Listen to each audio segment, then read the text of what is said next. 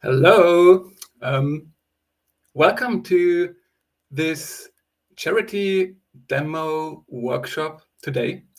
Very pleased to see so many of you online here. I'm very much excited, also a little nervous because this isn't the typical setup that I usually operate in, because I accidentally created a LinkedIn live event, which I invited you to, and unfortunately I couldn't.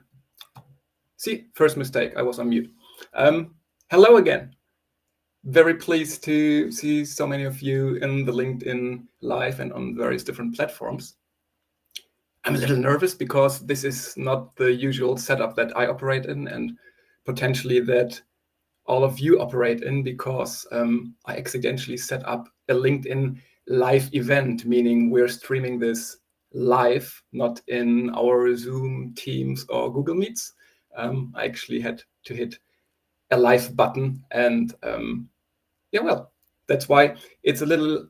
I tried to look in the chat in parallel, but it's a slightly different setup. And you people on LinkedIn, you are like 40 seconds behind me.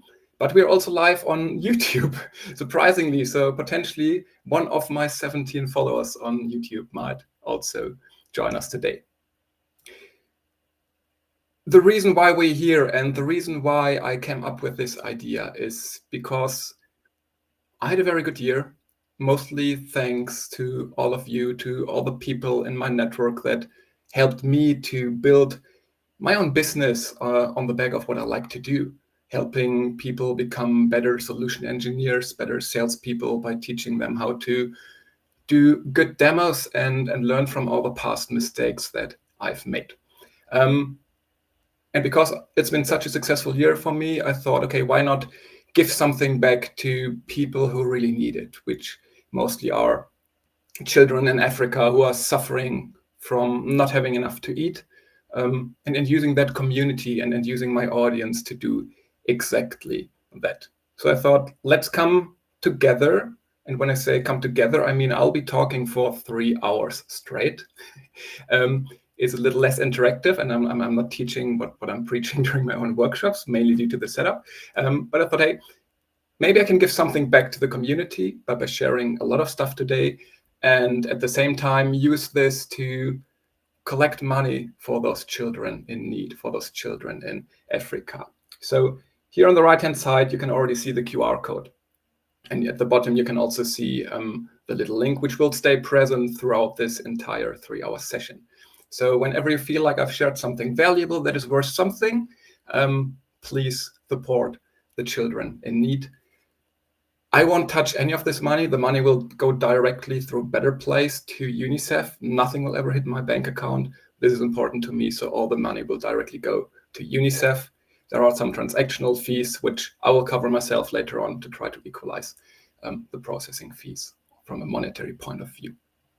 So thanks again for joining. I'm just checking. Nice. You can hear me. This is good. So I'm having my iPad here. I'm having my phone here. I'm having my computer here, and I have another laptop. So I'm running this on many different devices.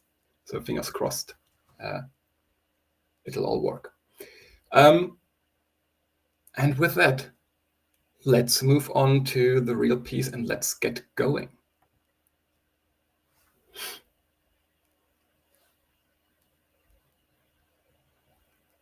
Here we are.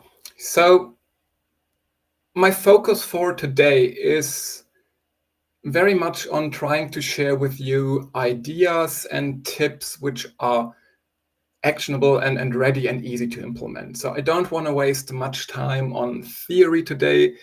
It is all about things that you can hopefully take and apply to your very next demo, which also means there is no excuse for you to not do anything like it. I oftentimes hear during my demo workshops that, well, if the sales people don't give us the right information, we can't do anything about it. And yes, this is true. But there also is a lot of stuff that you can do yourself, where you can hold yourself accountable, and a lot of things that you can change to become better at demoing. And I will focus mainly on these things today. So the first hour, about 1 hour, we will focus on beyond does that make sense? How to have more meaningful demo conversations, which also applies to any kind of sales conversation. We will then look at how to improve your demo language, because yes, your mouse moves the product, but it's also important what you say and how you say certain things to be confident in how you talk and really make sure that your customer gets what you're trying to say. And then in the end, we'll be looking at some bad and also better demo habits. So raise awareness about things that you do today, what you should stop doing, and then also give you advice what to do instead. So these are the 3 blocks for today, roughly 1 per hour. And because I won't be able to monitor the chat all the time, you can submit your questions by either following this link, presales.rocks/xmas Q&A, which will take you to a Slido form where you can submit the questions, you can like other people's questions, and in the end I will review them and give as many responses as possible. But somewhere here in the right top corner of my screen, you can also see a little QR code that will also bring you directly to that form whenever you have a question. It will flip at times for the donation QR code, but again, this is also at the very bottom. I think this is it for the housekeeping. I will explain more about our charity cause a little later, but let's get going. Let's get going with does that make sense, and how you can have more meaningful customer conversations, especially more insightful conversations. To start off with, I would like to tell you a little personal story and take you back in time about roughly 30 years ago, like my first day in school. It's been 30 years now. I'm getting old. Anyhow, 30 years ago, you have to know that I was a very shy boy. I hardly ever spoke up. I never talked to strangers, and I have no idea what happened to me in the meantime. I mean, I still don't feel comfortable in situations like this, but at least I keep pushing myself out of my comfort zone, and it's getting better. Like we've all been doing demos our entire life. But I was this very shy child back in kindergarten, and I remember something very vividly from that first day before going to school, which you can like treat as a core memory.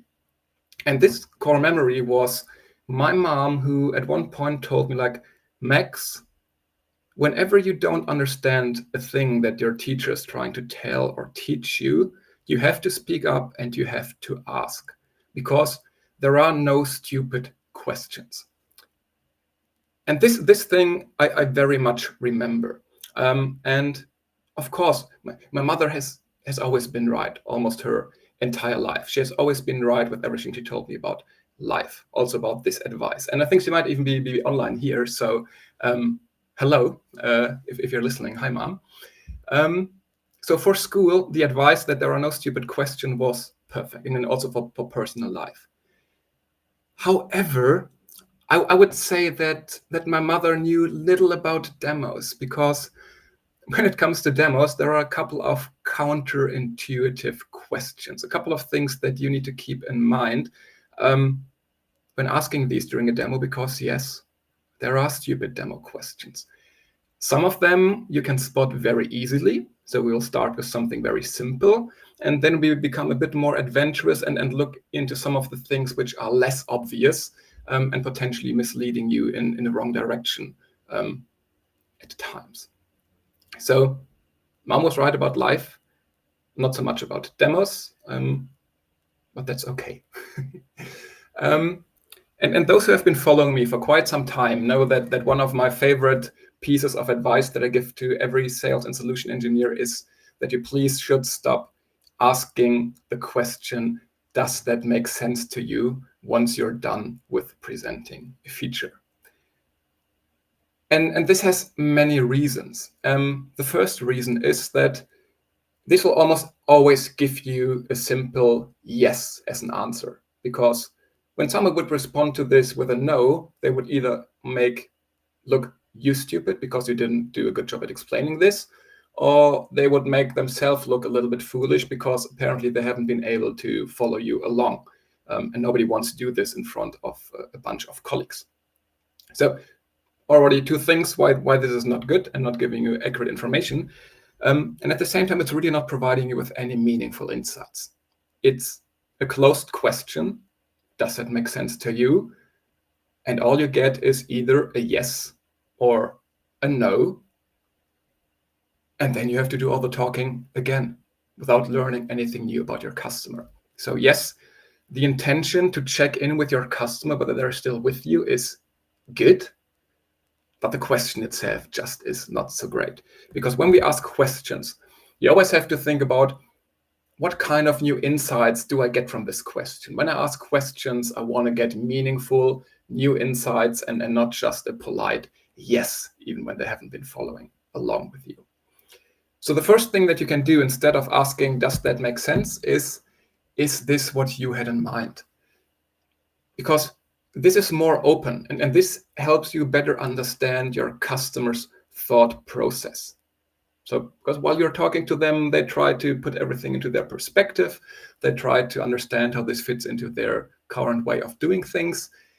And being a bit more open by asking them, is this what you had in mind? Typically, you get a more elaborate response, which then again gives you some insights about how they're currently doing things and where things might have gotten off. And it's easier to say, well, it's not exactly what I was looking for, but I get the idea here. And then when they say it's not exactly what I was looking for, you can dig a little deeper and ask, interesting, can you tell me more about what exactly you were hoping to see here? So maybe we can pivot a little bit or see whether what we are doing works also fine for you. So this year has been my go-to advice for almost 3 years now. But even I keep learning on a daily basis, and I found an even better response to this. So again, instead of saying, does that make sense? And is this what you had in mind? You can even couple that question with your customer's problem statement. And German coming here, activating my laser pointer. So you can still say, is this what you had in mind? And then you connect this with what your customer has actually shared with you during one of your discovery calls. Like, is this what you had in mind? When you said you often realize too late that deals are at risk. So the latter part here of your statement is about the problem that your customer has mentioned to you. And that way you can directly hook them in a way that, hey, yes, I do see it, and I can also relate it back to the problem that I've been sharing.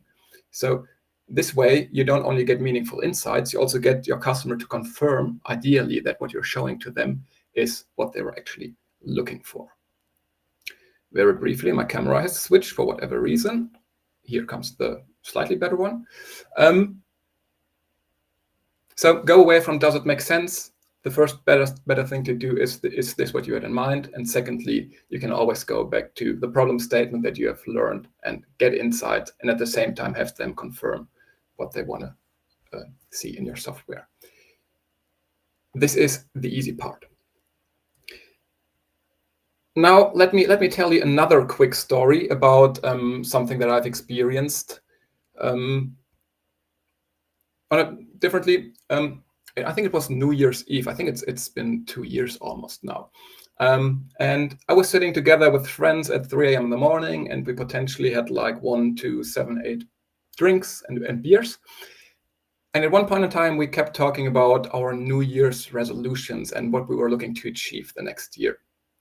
And because I was a little tipsy, maybe, I finally came up with something I wanted to do an entire life for all my life, which is, hey, I always wanted to run a marathon. So in front of my friends, I committed to say like, hey, I want to run the Bonn Marathon, which was my hometown back then, in April. So between New Year's Eve and April, like roughly 3.5, 4 months. And I can be an idiot at times, to be fair.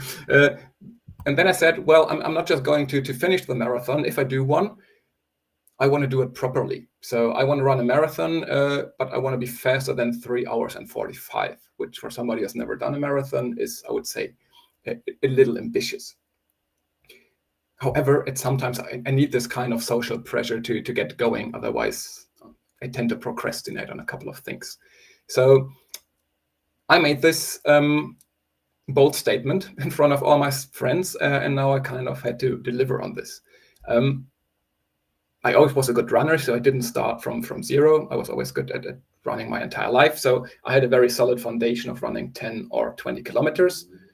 I can tell you nowadays that 42 is something completely different. Anyhow, I was following my personal training plan that I've come up with myself. However, at one point, I started to realize that I wasn't progressing as much as I wanted to. And I was constantly struggling with like little injuries, just being in pain constantly, and not being able to push myself like any further, which I had to do in order to not just finish, but also get it done within a reasonable time frame.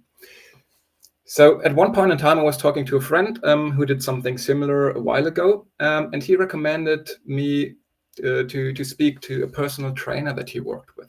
So He introduced me to this good-looking guy. We came together to have some healthy skyr yogurt or anything like it. And like any typical good sales guy, he started to ask me a couple of questions around my current performance and how I was doing, like regular things that you would expect from somebody who wants to help you get better at running and stuff. But then at one point in time, the discussion took, let's say, a slightly weird course. And then he started to ask me something like, hey, Max, do you think it's beneficial for your performance to eat healthy? I said, yeah, I can see how healthy food would impact my performance. And based on that response, he even said or asked me, hey, Max, would you eat more vegetables if this would improve your performance? And once again, he told me like I said, yes, I don't mind vegetables if this is good for my performance. I see how this could benefit me. And suddenly that personal coach took out his iPad and started to show me around a piece of software that he has developed, because he was not just a personal trainer, he was also a nutritional expert. So he started to share this meal planning app with me, and suddenly I was in a demo, which I don't mind because it's my guilty pleasure. So I don't mind getting demoed too. Or maybe I just have a very weird perspective on what I'm seeing. Anyhow, the guy was showing me around the platform. He was telling me, look, Max, here you can put in your preferences, what your favorite food is. You can put in your training objectives, how many calories you need to eat a day to, let's say, cope with what I'm training. And then you get like your personal meal plan and everything, plus recipes, plus. So it all made sense to some extent. And he kept showing me around the software. The question now is, do you think I bought a subscription for this platform or not? And do you think that I hired this guy? And the answer to this question is actually, no, I didn't. Because I do not struggle with eating my vegetables. I do actually eat a lot. And when I say a lot, I eat my vegetables, I eat my fruit, I eat my carbs, I eat my protein. The amount I eat usually is enough to fulfill all my needs. And veggies are part of this. This isn't my problem. But he doubled down on the way that, okay, Max needs to eat more vegetables. My real struggle is about that I am a very, very snackish person. My problem is that during the day, like being at this very desk, I get up, I get out of this room 10 times a day, I go to the living room, and I think like most of you, I open this one drawer that is full of chocolate, full of cookies, full of crisps. And I always grab a little something, and then I get back to the computer. If you do it once, that's okay. If you do it 10 times a day, it's probably not okay. So I'm the snackish person. I even have this little chocolate Santa here right now, which is rather good, and some people know what I'm doing here. So my problem was not about eating not enough veggies. My problem is about being a very snackish person that was hindering me a little bit in achieving my training results. Now, typically at this point in time, I like to make a couple of jokes about being snackish. But today I want to take a serious turn here. Because while I struggle with having too much food, not being able to resist from everything that is in my cupboard, there are plenty of people in this world who do not have enough to eat. Especially little children who don't have an own voice, that can't really say what they need and what they want. And for that reason, what I want to do today is really support these people in need and help provide food for these little children in Africa mostly, by money that will be directly going to UNICEF, who will then distribute all the money that we're making today to these little children. And really, I can't believe that hunger still is an issue today. And unfortunately, there are government programs nowadays which are being cut down, which is making the situation even worse. So by donating for this workshop, the money will go to these people. Right here, you can see the QR code on top. You can see it down here. And to give you a better idea of what exactly will be done with that money it's for a very simple solution that can really save lives. This is not about, how to say, providing the most delicious food. This is all about being very efficient and very effective at the same time. So UNICEF will take that money and they will distribute, let's say, a ready-to-use peanut butter nutrition paste to these children. And this is very helpful because, number one, you don't need clean drinking water to prep that food. It doesn't need to be prepared. It's easy to store and distribute, and it really has, if you know peanut butter and stuff, it is really dense in terms of energy and calories. So yes, maybe eating peanut butter 3 times a day is not the most delicious one, but still better than having nothing to eat. And one of these sachets, I know I was struggling with the word when I put it on here on the slide here, but one of these costs like 30 cents. So for less than 90 cents a day, you can provide food for one baby. And to give you an idea and to make this a little less abstract, with only 25 euros, you can feed one child for almost 1 month. And I wanted to show to you here, based on these little bags and sachets, how much food you can provide for one child based on the amount you donate. So 25 euros by about 80 meals, 50 euros means 160, 100 euros means 230 meals for a little child. So it's totally voluntary, but if you feel like you want to donate something, please, you're very welcome. All you have to do is click on the QR code, click on the link, scan it, click on the donate button. Unfortunately, the platform I'm using, they ask for an additional 9 euros to support them. You can change the contribution and putting a 0 in here, which I'm totally fine with because I rather want 28 additional meals going to the children. Then it's a good organization, but again, food is more important to me. And this is how you donate. So I'll be very happy if you do, but I leave it completely up to you. That about the serious part here. Getting back to the conversation I had with my personal coach. And this is about asking meaningful questions. And we had, does it make sense, which is very obvious in terms of not being good. But here you see a little tricky part, because the questions he asked me are questions which I call hypothetical questions. These are questions that have something in it that is called, like, do you think it is beneficial, or would you eat if this would improve your performance? You can see the things which are here highlighted in bold. Whenever you use a question like this, you invite very hypothetical feedback. And hypothetical feedback sounds good, but doesn't mean it's good at the same time. Because when we ask people if they could imagine doing something, or if they would do a certain something, they would always say yes. If I would ask you, could you imagine donating money to children in Africa? I think most of you would say, yes, I would do that, which doesn't always mean you would actually do. But again, especially on the sales side of things, when we hear somebody say something positive and that they could or would imagine doing something, like we get these happy ears, and suddenly we commit on the wrong deals because they were positive. But all you get from asking hypothetical questions is you get false positive feedback.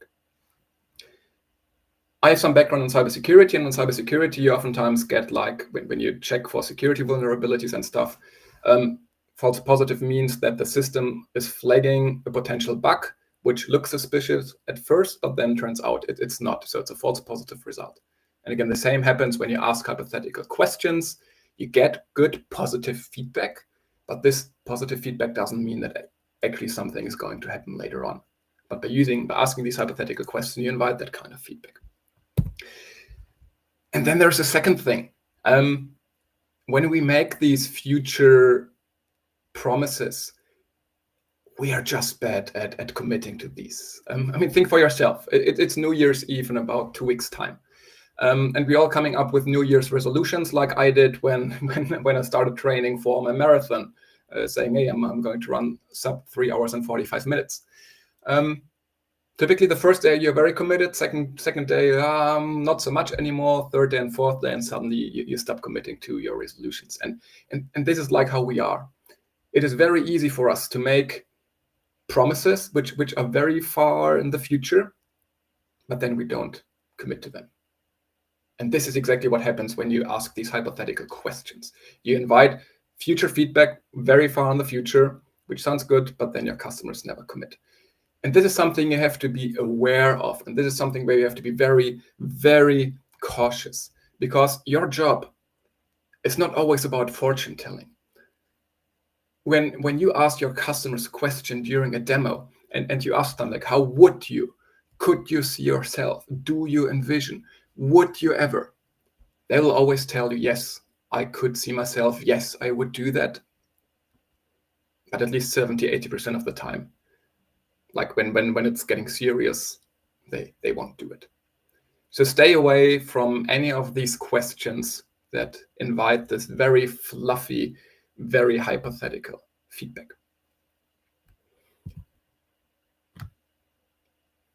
Because every time you ask a question like this, let's say you have reality on the left-hand side, and every time you ask a hypothetical question, you're adding a new branch to, how to say, reality. So with every what question, you're getting farther and farther away from what actually matters to your customer.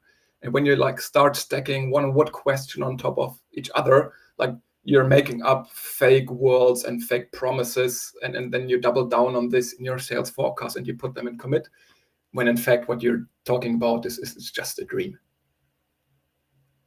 But this is oftentimes your fault because you're asking the wrong questions. You are inviting your customers to give you the wrong kind of feedback. And then everybody's wondering all the time, like, well, why aren't they buying when they in fact said that they want to have this? So this is on you. And I'll share better questions with you in a bit. But first we go through some further principles. So looking back at the situation that I had with my personal trainer, let's revisit that conversation and let's see what kind of questions he could have asked me instead of the ones he asked. So he could have asked me about, hey Max, what does your current diet look like? And then I would tell him, well, you know, I'm eating a lot of stuff. I like chicken salad. It's one of my favorite meals. It has vegetables. It has protein. It's quite healthy. So I think I'm eating enough, and I'm eating a fair balance of everything that I need. Next question could be then, Max, why isn't this working for you then? Why are we talking today? Why are you not achieving your goals? And I would say, well, because I'm snackish, because I like chips, I like crisps, I like all that sweet stuff. It's just easy to get. And then you go, oh, that's interesting.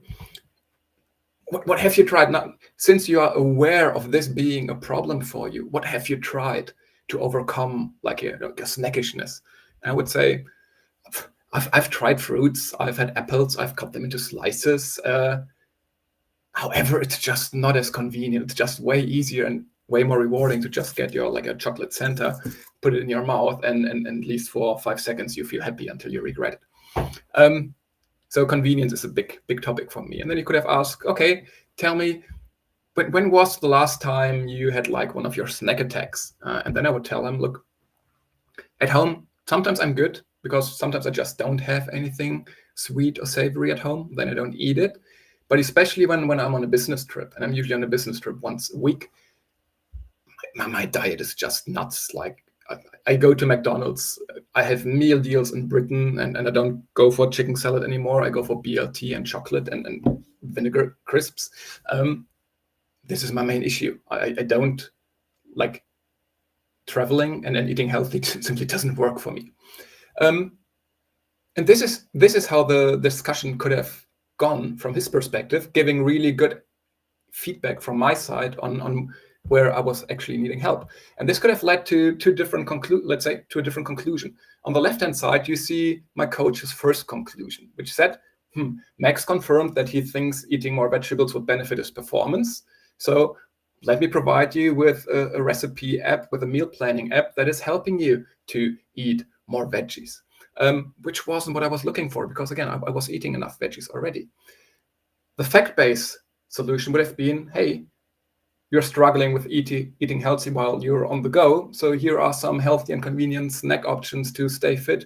while traveling. So personally, the hack I found is something like Y-Food. It's like bottled drinks that I can easily take with me on the train. No, it's not healthy, but it's way better than eating McDonald's and that kind of stuff. But this is what I'm willing to pay money for here. This is where I say, shut up and take my money, because this is a really real problem I'm having. The one on the left hand, you don't get my money. But my coach was asking me questions which were misleading him in the direction, because I was confirming his hypothetical question in that direction.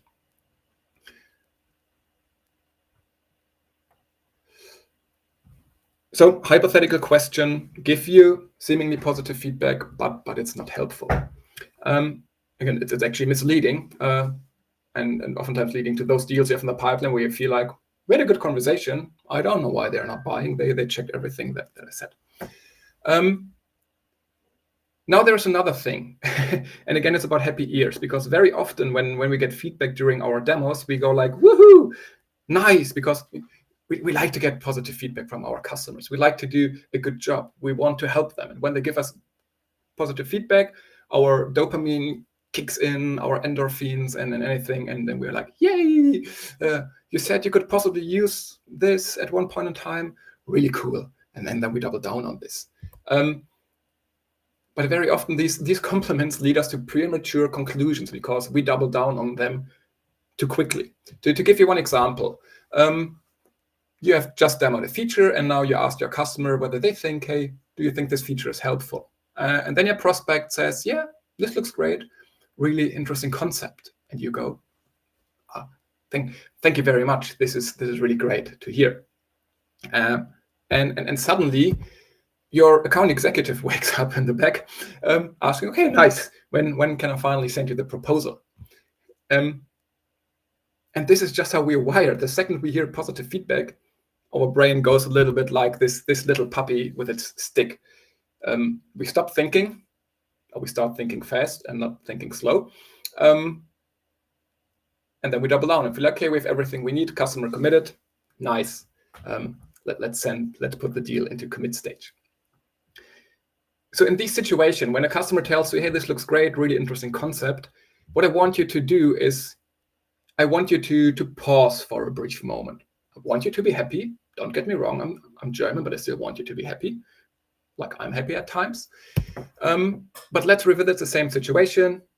You ask, do you think this feature is helpful? Customer says, yeah, looks great, really interesting concept.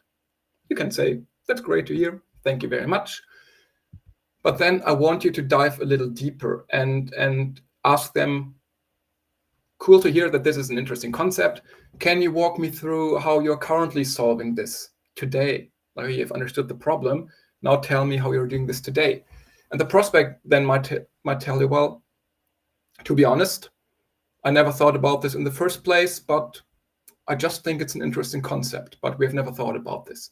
So suddenly it turns out that what was very interesting before and what gave you these happy ears is not an issue for them at all. So now doubling down on this feature, on that feedback you just received, would again be misleading. So whenever you get this kind of positive feedback, slow down for a moment and try to really understand what exactly was so interesting to them. What made them happy specifically? Because very often people try to be nice. And sometimes, again, the concept might be interesting, but it's just not relevant to their situation. So compliments good, but poke around in them a little deeper. The very same thing can happen when you ask people for their opinion, because when you ask them for opinions, these can lead to biased answers.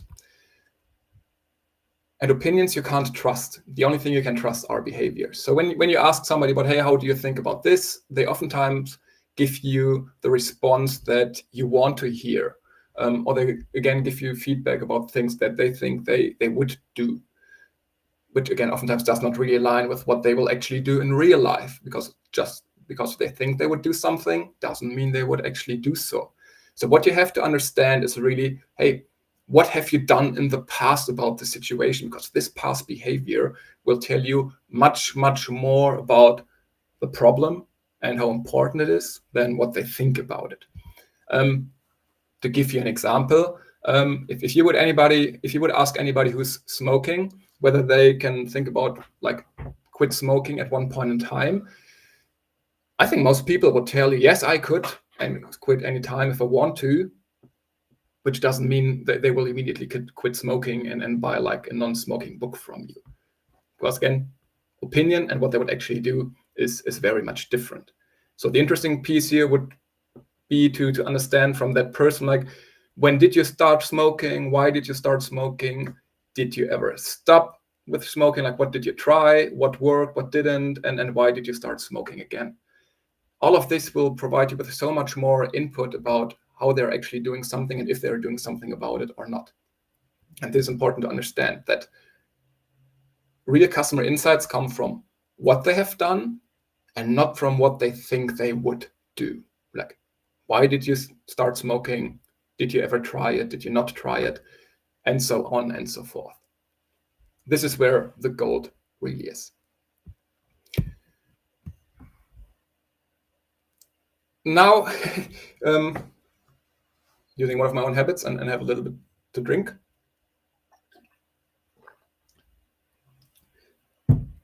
And stream still seems to be going. Nice. Now we have situations. So ideally, the way you demo should encourage some proactive customer engagement already. So if you don't demo everything in details and put them into coma, your customers should come up with a question themselves. But at times you might be demoing to an audience which is super quiet, and then you have to poke them a little and say, hey, come on, do something, help me. And then you have to ask a couple of meaningful questions. And here are the ones I don't want you to ask. These are bad questions for the following reasons again. Does it make sense? We have already covered. Anything that has a would in it, everything that has a think and envision, or even worse, how do you feel this could impact your team's productivity, is like the worst kind of response you could get, because yes, they can feel something and they could see themselves impacting how this impacts the performance, but you can almost forget about this. So these are not so good questions. What I would like you to ask instead really is about understanding how they are currently doing things. So when you have presented a feature, ask them, how are you currently doing this? How is this different from what you're doing today? And what I like at sometimes is to ask, but what else have you tried? Now that you have confirmed that this is a problem, tell me what you have done about the problem. Because only this will this will give you a really good idea about whether they are serious about this or not. I had so many customers who are really good at telling me about their problems, and they oftentimes said, "Yeah, well, this problem is so important that ideally I want to have it solved yesterday or ASAP." And then I ask them, "Okay, if it's so important, what have you done about it?" And when they tell you nothing, they've probably not done anything about it for a reason, because it's not big enough, it's not important enough. So try to poke a little bit, ask them, hey, if they have done something, what worked and what didn't, why haven't you changed already? To really try to understand past and current behavior, and don't always ask about like, can you envision doing something like this in the future? Do you think this feature is helpful? Shit feedback. Sorry for my language. This is what really differentiates a customer who's serious about the problem from them who are not serious, because they're just talking fluffs. And when you ask these questions, when they talk to you about how they're currently doing something, I want you to listen very, very, very carefully. And I want you to listen for these tiny little cue words. Maybe when your customer's walking you through how they're doing things today, they will say something, currently it's taking too long, or it's a manual process and therefore there are lots of errors in it. I don't want you to respond to these kind of questions by telling you, well, if it's taking too long, let me show you how we can automate this, or let me show you how we can automatically create these data reports. No, what I want you to do is repeat these sentences like manual. So customer tells you, well, it's a very manual process right now and it's very error prone. All I want you to do then is repeat manual, and ideally your customer will then continue to talk, and then ask them, hey, can you tell me what manual actually means? How often does this manual process happen? How long does it take you today? And then you have a good understanding whether this is a process, a manual process, this is happening once a year, not a business case, or whether this is a process that is happening daily, weekly, monthly, and therefore actually there's meat to the bone. So this is by demoing, then asking this question, how's this different from what you're doing today? And then listening to these tiny little cue and signal words here, and then probing deeper. This is the gold. This is what most people don't get. Everybody knows how to ask good discovery questions, but most people are really bad at listening. And these are the words that you need to dive deeper into, because this is how you can build business cases and get a feeling for how big, again, the problem is and how often this appears. So these questions, listening for these words, probing deeper until you have a bigger picture of how important it is. A similar principle applies to when you receive feature requests. For example, you could say, hey, if you get feature requests, and now at times you can ask a what question. Then you can ask your customer, hey, interesting idea. Can you tell me what this feature would allow you to do? So you can ask a what question, but then you always have to better understand again how they're doing this today. So maybe they will tell you, hey, yeah, this feature would allow us to do A, B, and C.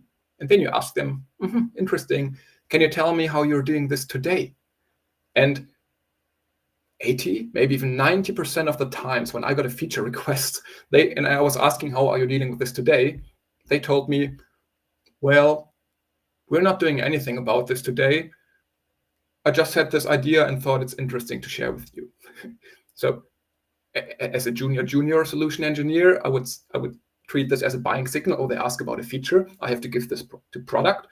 But then I understood that oftentimes people just want to be smart, and then I'm appreciative about, hey, this is a really great idea, I'll write it down. But just because they haven't done anything about it, it's just not relevant. And if it is, you can still ask them, hey, is this something you would need to start off with, or is it okay if you push this a little bit back in time for a later stage? Again, shit testing a little bit on the different things here. And then the final piece is about the fear that many solution engineers have, that is about asking for a no, and always trying to frame questions in a way that you always get a positive customer response, which is very common, because let's be honest, everybody, like we all do not like rejection. And I feel even in pre-sales and solution engineering, it's even worse. Otherwise, we might want to work in sales. But again, we are always asking questions in the way that we get positive customer feedback, because we don't want to surface any concerns. But this is actually the wrong way to do, because especially when working with different cultures, many of them are just not good at giving honest feedback. There's a famous book called The Culture Map. So hello to my dear friend Natasha Bucks, who recommended this to me. I can highly recommend this to everybody else. Really good when you're working with different cultures and demoing. And they've analyzed different patterns on how different cultures and countries give feedback, especially negative feedback. So there are countries which are very direct with negative feedback. Russia, Israel, the Netherlands, me, which means we don't sugarcoat anything. We will tell you negative feedback right to the face. And I've experienced this myself, especially with Israelis. It can be painful at times, but at least it's very honest. And then again, there are countries which are not so good at providing negative feedback. They will make everything sound very nice. Personally, I'm doing a lot of business in the UK, and in the UK, at least they would always say, yeah, this is interesting, or yeah, that wasn't too bad, which means it was shit. Sorry to say. And you need to understand your culture, your customer's culture a little bit to really figure out, are they honest with me, or are they just trying to be nice because they don't want to hurt my feelings? And in this situation, there are a couple of powerful, fearful question examples that you can use to surface these concerns without having anybody lose their face in a call. So you could say, hey, I understand this problem matters to you. How does your team feel about this? Or if your boss says no to this initiative, why would they do so? What would be the reasoning behind this? Would actually anything bad happen if we don't meet your timeline? Like, what is at stake here? So you have to ask these honest questions, even if they don't give you the most positive feedback. But it's better to, Germany would say, to wake up the sleeping dog early on than having those surface only shortly before the contract signature, because you have never addressed them proactively. So use these questions to address potential concerns as early as possible, and then don't let them sit underneath the surface until it's too late. And this is important because one example where you could apply this as well. There are studies now that almost all of your customers, at one point in time, they will go to any of the review websites out there, and they will read through what your customers say about your software solution. They will do this. By the time they are in your demo, they've all read anything like this here. So I think I took this from HubSpot. So this customer is actually quite happy, gave 4.5 stars out of 5, but the platform is specifically asking them, like, hey, Salesforce, apologies. What do you actually dislike about the Salesforce cloud? And then your prospect read, hey, it's very complex. It costs a lot. So there's a lot of negative stuff. And me, German, my little inner German is always interested in this negative stuff. Yeah, I don't care about the fancy good stuff. I want to see what people complain about to make up my mind. And this is something that you can surface easily within your demos. So at one point in time, or during a later conversation, just ask your customers, hey, out of curiosity, did you check any of these reviews on these platforms? If so, is there anything that you would like to talk about? Any questions you have about something you have read? And ideally, they will bring up their concerns about, yeah, well, I read about the cost and the complexity, the maintenance it requires, etc. Can you tell me a bit more about this? Et voila, this is your chance to manage and handle that concern, again, before it's too late and people have second thoughts before answering the deals, before signing the deal. So what I want you to do, everybody now, for just 3 minutes or so, go to G2 Crowd, go to OMR Reviews, Gartner Peer Insights, and Capterra. I want everybody very briefly to go to any of these websites and just have a quick look through the first 3 reviews and see what people are like. Read the gossip about you and what other people are talking about you. I will shut up for 3 minutes and have some more water.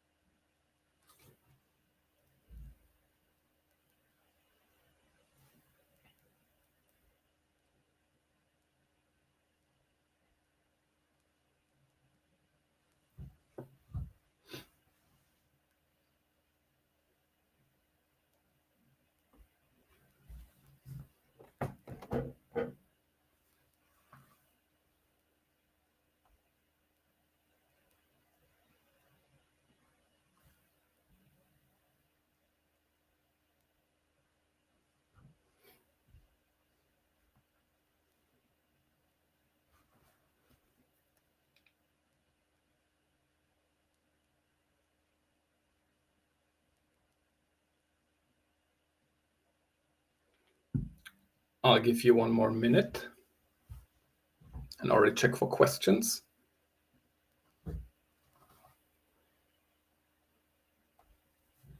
Of course, when you submit questions now, I only accept meaningful questions. So pressure on you.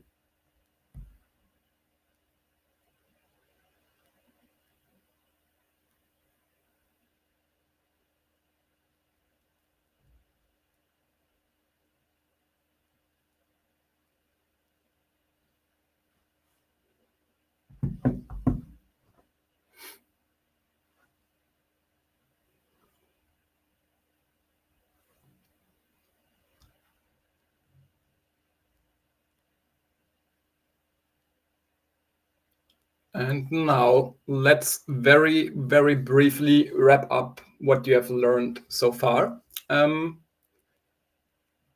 you ask demo question, learning number one, when you ask a question during your demo, always try to think about whether this gives you any meaningful insights or whether it's just a very close question that will give you a yes or no. And then the conversation is over. I mean, at times, at the end of your demo, when you want to confirm with your customer, does anything speak against moving forward, yes or no, then it's okay to confirm something. But during your demo is a very great tool to uncover new customer insights. Because now things that have been very abstract before become way more tangible, and you can use this to your advantage. And engaging your audience also means they feel appreciated, they're more engaged with you. So try to ask questions that provide you new insights. And try to stay away from all these hypothetical, fluffy, what could do you envision? How do you feel? No, it simply doesn't work. Gives you good feedback, gives you misleading feedback, puts deals into a commit stage when there's actually no real problem to be solved, you want to solve. If you get these compliments, always probe a little deeper. I get this a lot after my workshops. People come to me and they say, hey, Max, this was really great, really insightful, really interesting. And then I appreciate this. And then I ask them, hey, what do you think was so interesting about this? What is the number one takeaway for you? And then I feel like, okay, are they being just polite? Or did they actually take something away? And luckily, it's the latter, usually. But do it. It's very interesting. Don't ask for opinions like, do you think you can quit smoking? People would say yes, anytime if I would want to. So no. And number one learning, really, ask about your customers' past experiences. Ask about what they have done and not about what they think they would potentially do in the future. Because again, they won't commit. We're bad. We can imagine everything that's happening in the future, but we will never really commit to this. And use some of these fearful questions to say, like, to get your customer to say no, because it's good. It's better to surface them proactively and address these concerns when you're in the room or in the meeting, versus addressing these concerns when your customer's like on their own or talking to procurement or their decision maker. It's your job to address this proactively. If you want to take a quick picture or screenshot, here it is, a list of bad questions and what you can ask instead. I'll leave this up here for a brief moment. Also checking for questions.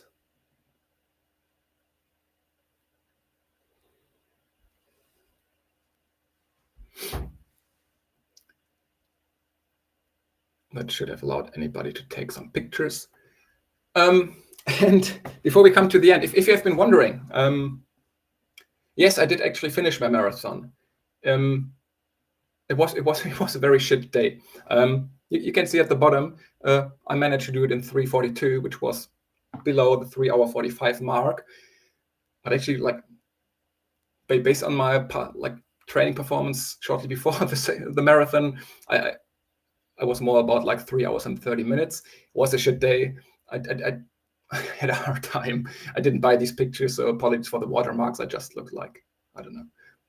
I thought I would look much cooler running a marathon, but I did it to close that story.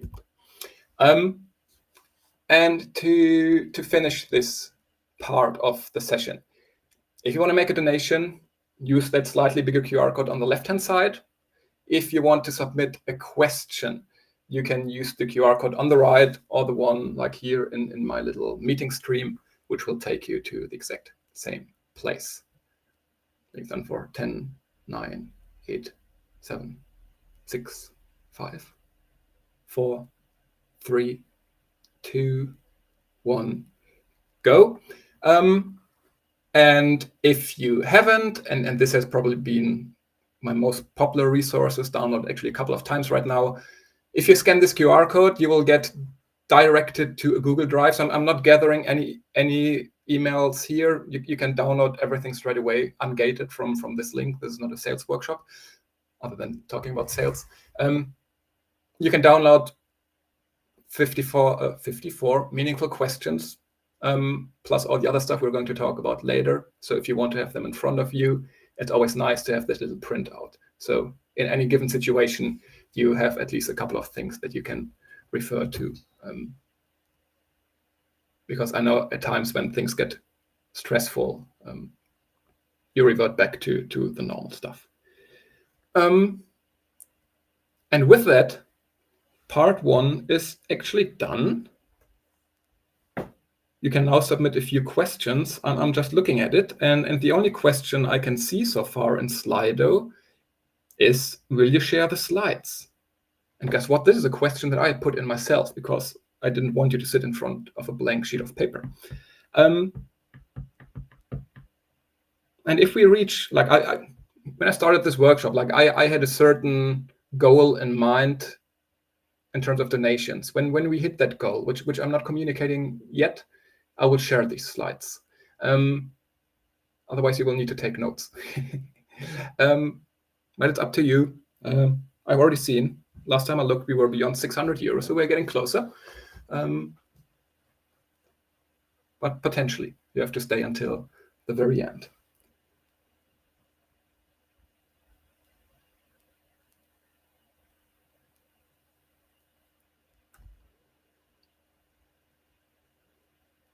Because I'm a little bit ahead of your time on LinkedIn, we will now take a 10-minute break before we move on to the very next topic, which is demo language.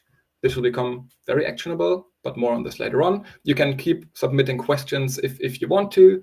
I'll also take a little break from talking now. So see you again in about 10 minutes.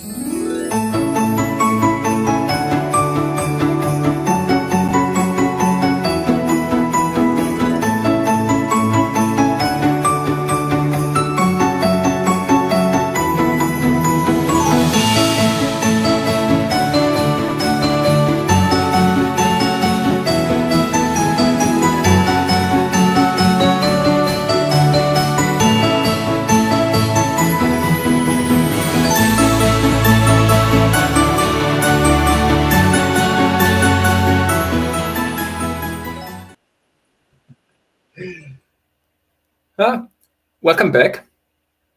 I'm a little upset with the quality of my good master camera. Anyhow, thank you so much for all the donations so far. I keep looking at it, and right now it broke on my iPad actually. Where did I put my phone? We are at 750 euros donated by 30 people. Thank you so much. That is a lot of stuff we can buy. Like we can feed many children for many months. Now I can see that 43 people actually scanned the QR code, but only 30 donated. So let's see whether and how we can animate the rest to also donate. In the meantime, during the break, I already got 2 more questions. Question number 1 is, roughly during a demo, what is your talking time versus the clients? I know that Gong.io did some database studies some time ago in 2019, which I think is the most evidence-based one. And they came up with roughly about 64% talking time from the sales and pre-sales people, meaning the rest for the customers. What I see, because I watch demo recordings for a living, it's typically more like 85 to 95% from the pre-sales organization. I would be super fine if you could trim down your speaker ratio to 75-ish% or anything lower. I would be super happy with that.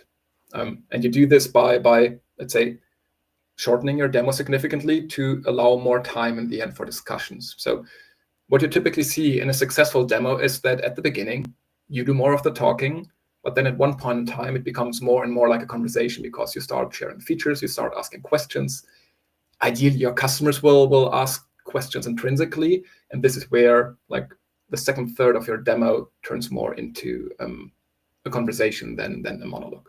So 75-ish% on your side, and you would be way better than what I see oftentimes from others. So I consider this question to be checked. And what are the most common traits or behaviors that you find yourself coming up when running pre-sales training? From Corin. Interesting question. I'm trying to apply one of my own methodologies here, so let me think about this for a moment. One thing that I commonly observe is that many solution engineers are blaming their salespeople for not providing them with sufficient information. So it's a lot of finger pointing at times. Hence, I chose today's workshop topic to provide everybody with things that they have like under their own control, things that you all can implement right away without saying no, but they didn't give me what I need. And yes, it's true. It's shit in, shit out. However, too many presets and solution engineers then, rather than trying to get in touch with the customer themselves, just blame the salespeople. So a bit more ownership, a bit more accountability, a bit more direct and proactive customer engagement is something that I would much appreciate. And then many companies are hiding behind the complexity of their product. So every customer I work with in every workshop ever is like, well, Max, you have worked with other enterprise customers, but our product is way more complex than the other products are. Every customer, always. So few people on that stream should like remember them saying this and me laughing at that question. So when it's complex, and when you say it's more complex than other solutions, your job is to reduce that complexity. And we will get into this in the session thereafter, because complex doesn't mean good. Complex means it's a lot of risk. So managing complexity, which means managing risk, is one common trait that more of us need to embrace and not hide behind complexity as an excuse. So thank you very much for that question. And now back into presentation mode and back into mastering demo language, which means, yes, your clicks move the product, but your words move the mouth and the customer. And we oftentimes know that it's not always about what you say. It's oftentimes also about how you say something and how you frame certain things that will give you an advantage and really create a different perception in your customer's mind. So during this part now and the part that comes next, I'm doing the opposite of what I'm trying to teach during my workshops. I will give you a whole lot of information right now. It's going to be way too much. But I feel like in this situation that to ask you for donations, I want to give you everything that I have for a good cause. Don't do this for your demos. So it's going to be like in total like 60 slides or more now with lots of dense information. But please at least take 3 of them, write down what you want to implement from this, and then I'm already happy. So here we go. And one thing that I commonly observe when watching all these demos is that there are many people that are narrating their clicks, and they're always explaining like literally what they're doing on the screen by saying, now I click here, then I select this option. When I click here on this drop-down menu, I can see all these different options I can choose from. And when I hit save, this is happening. And this is so annoying to watch. We feel like training. It's usually inviting way too much detail, and it's making your audience switch off. Like you're not. I always wanted to become a sports commentator, but you're not. in a demo, you're not commenting on what you're doing, what you're clicking on. It's turning people off very quickly. What you should do instead is focus on the outcomes and on the benefits for your customers, because your customers, they're capable of following your mouse, seeing what you're doing, so you don't have to explain every single click you make. Instead, while you're doing so, focus on what's happening here. So instead of saying, I click here, I click there, I hit save, say, hey, your admins can grant access rights in seconds without having to open an IT ticket. And while you say that, you do it. So focus on the value, keep the focus on the outcome, and don't be that click test monkey that nobody needs. So the idea here is that you should stay on the I always wanted to use the term meta level. I'm not sure whether I'm using this right, but I mean, you should focus on the piece that explains your customer what this means for them and not what you do. So don't describe the click, explain the results, and always make sure that you connect it to your customer value. So stay on meta level, avoid the annoying, I click here, I click there, I do this, I do that. Really, this is how you turn people off. And this is very well illustrated in this simple example here, which is the rule of thumb. Because many times I see that demos are all about this is what you can do with the software. But you need to twist it a little. It's not about this is what you can do with the software. This is what the software can do for you. So those two sentences, they look almost exactly the same, but they have a completely different meaning. Again, left side is more clicky here, clicky there. This is what you can do, but in the end, they want your software to get something solved for them. And this is important. This is the mindset. This is the frame that you need for your demos. Explain to them what it changes, how it helps them, and not where and how they can click around. Minor difference in wording, massive impact on how your demos land. Next up, when it's about demo language and framing, I think I have been in that situation on both sides. I've also been an account executive for quite some time. I've also been both at the same time, AE and SE. But there are these situations where you have a 60-minute demo session, and the first 50 minutes, maybe just the first 35 minutes have passed, and your sales counterpart is still presenting corporate slides and customer logos, yay. Which leaves you with like way less time to demo your stuff than what you envisioned to demo early on, which unfortunately is like a very common scenario.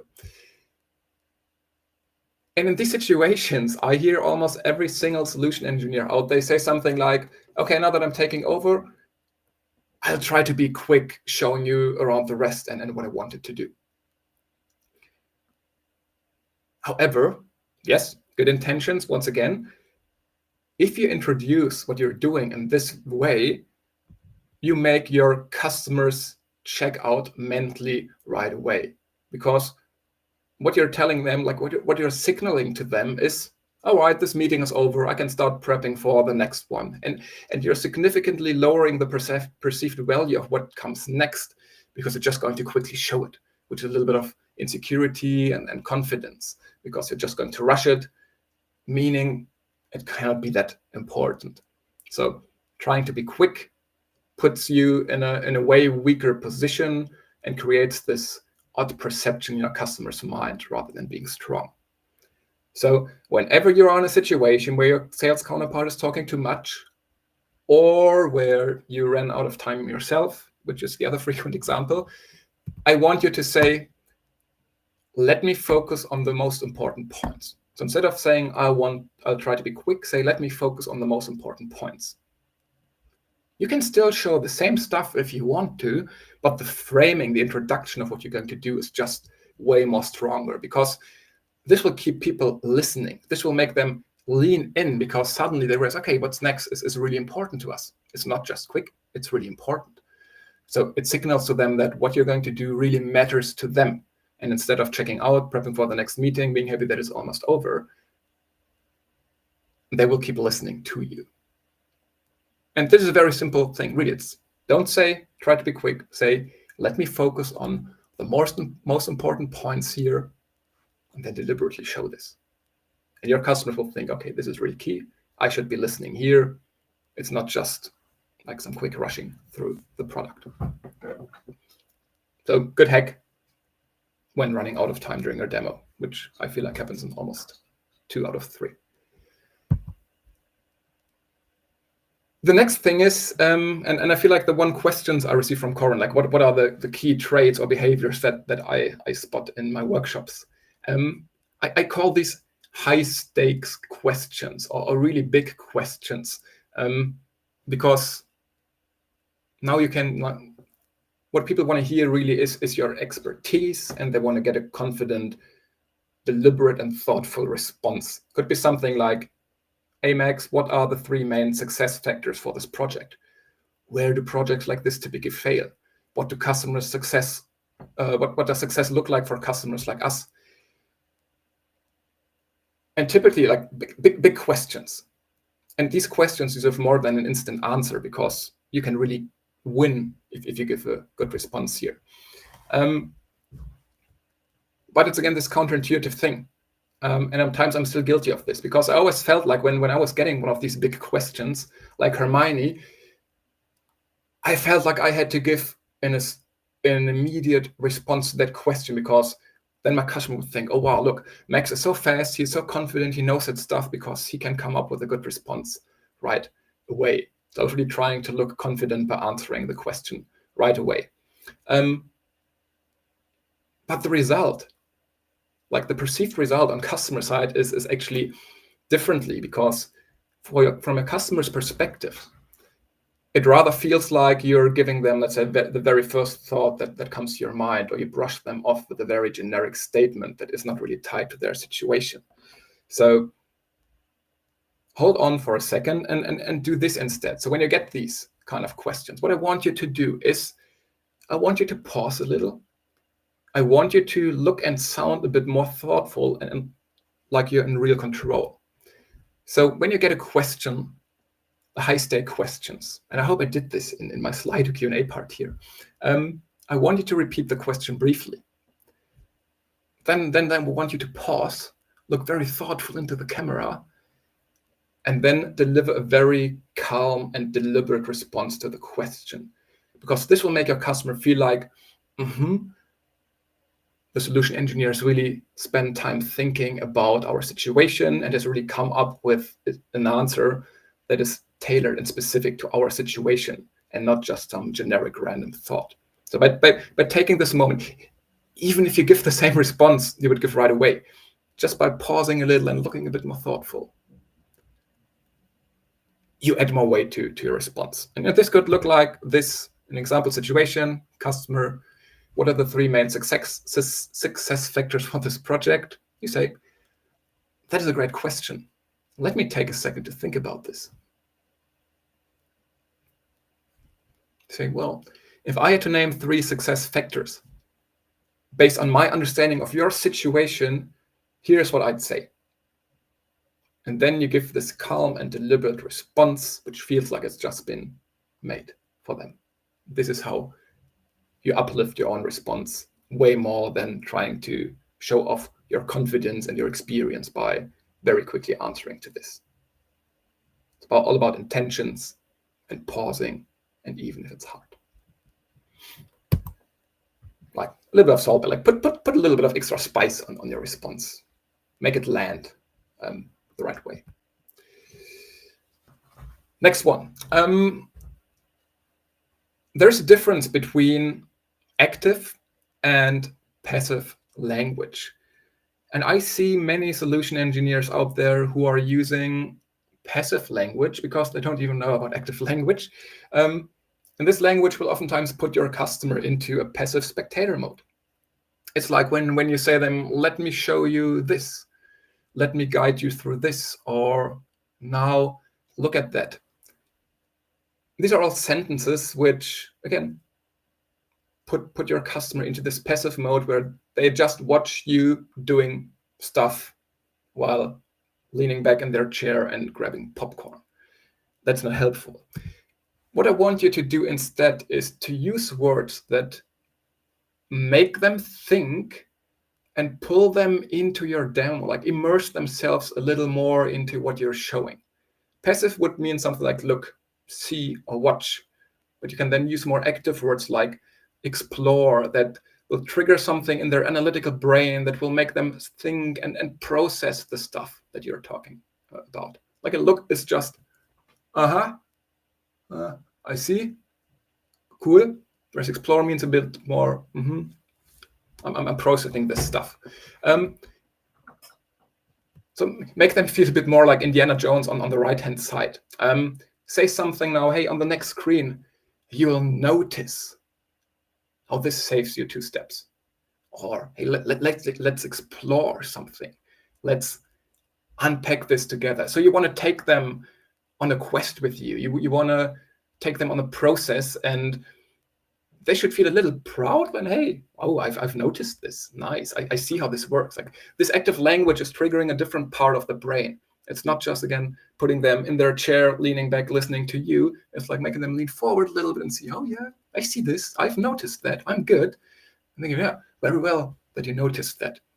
So it's way more powerful language, and it's a small tweak, again, that will just engage them more, reset attention occasionally. So you don't want your demo to feel like a walkthrough. You want to make it feel like a shared effort. It's a little bit like a treasure hunt for your customer. I mean, show them the treasure in a very obvious way, but take them along that journey with you. And here are a couple of examples. I'm not going to read them to you, but everything that is see, watch, let me show you, have a look.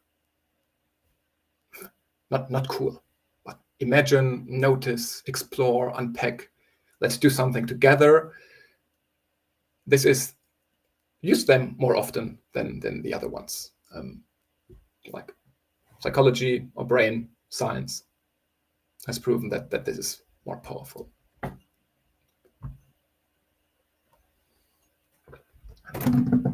Leaving this up for you for one more moment.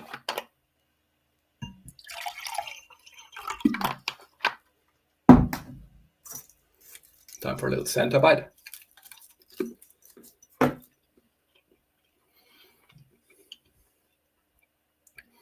And on we go. Here's another interesting example how changing your wording just a tiny little bit has a significant impact on how you're being perceived and how you communicate something.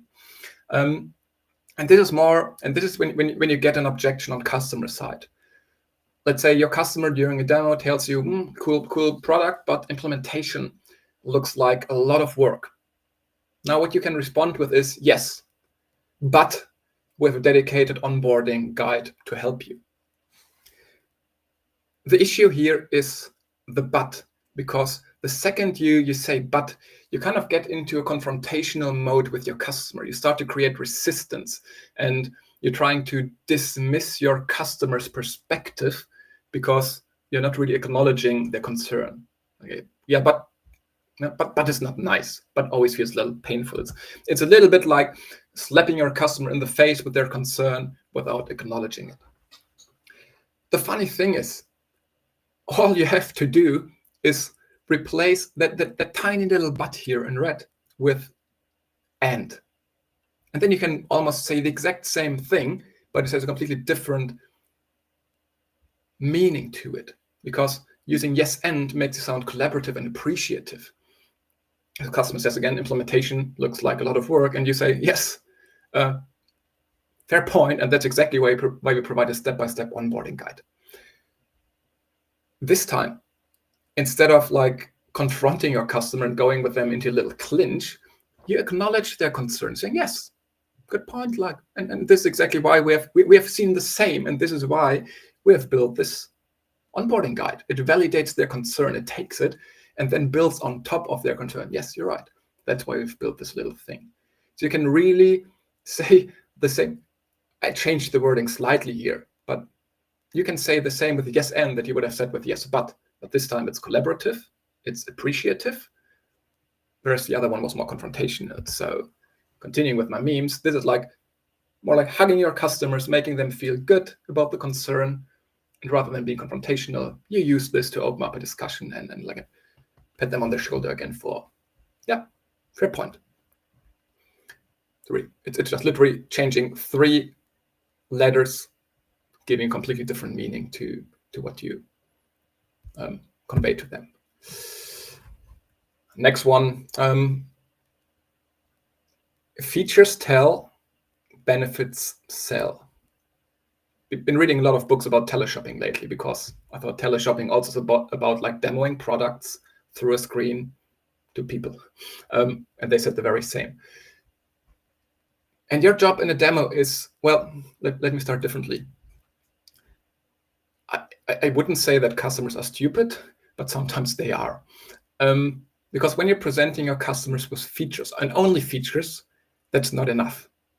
Because sadly, for whatever reasons, most customers never connect the dot themselves.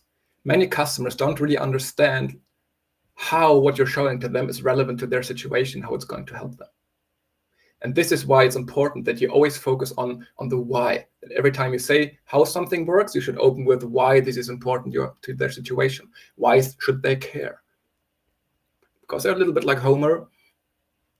For some reason, they can't do it themselves. So you have to be Captain Obvious at times and always tell them why this matters to them. The features alone don't help. So every feature that you show, you need to connect with a benefit. And every benefit, you need to connect with a customer situation. So when you show them something, you always have to tell them, like, this is what this software does. How this helps you is, So you don't, and then you refer back to the customer situation based to what they said. So you have to make these 2 connections for them every single time so that they can take the picture and imagine, this is the benefit, and this is why it's relevant for my situation. This is very interesting. I wouldn't have made up that myself. This is your job. This is the difference between just presenting features towards showing values and ideally attaching this to a customer situation. This is what good solution engineers should do. Not only stay on the left, but always make sure that you refer everything back to the customer situation, which also helps you to only focus on what is relevant to your customer. Example, you can have a feature like, we have real-time reporting. Cool. But the benefit is that how real-time reporting helps you is that you no longer have to wait for the weekly Excel report. Meaning you get live numbers the moment something changes, so you can catch issues before it's too late. So you have to tell them a little bit, hey, currently you're being reactive. Everything is happening like with 1 week delay. Now you get real-time data, meaning you can react proactively. And this is kind of the connection you have to make. Don't stay on the left.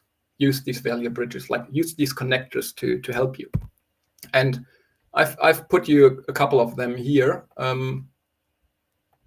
My laser pointer again, that you can use. Like, all you have to do, and I like this when, of course, I had English classes back in school, and we used and learned a lot like these linking words. However, nevertheless, concerning, regarding. This is still very deep in my brain. And you can use something similar. I call them value bridges, which are similar to linking words and phrases. If you use any of this during your demo, you always make sure that everything you say is connected to your customer and your situation. So by using any of this, you will automatically relate back to your customer situation and what the benefit is for them. So it's not rocket science. It's just a conscious effort that you have to do to make sure that everything you show, you connect with one of these value bridges here. Again, this is the main difference between feature selling and being able to communicate value to your customer and making sure that everything you show, everything you say is really about them and not just about you and your software solution. Next one, and again, one of my personal favorite fuck-ups. I think I became a solution engineer at age 23, 24. And sometimes I still feel like I still look like a teenager. It was way worse back then because I always felt like I had to compensate for my lack of maturity. I was working in innovation management back then. So I thought the very best way to cope with that is by speaking a lot of jargon, because I felt like the more fancy words I use, the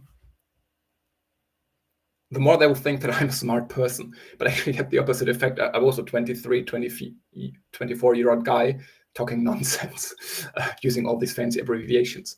So actually, the more jargon you use, the more fancy terms you use, the less credible you are, and you just, I don't know, look like an idiot. I look like an idiot, like with a mustache here.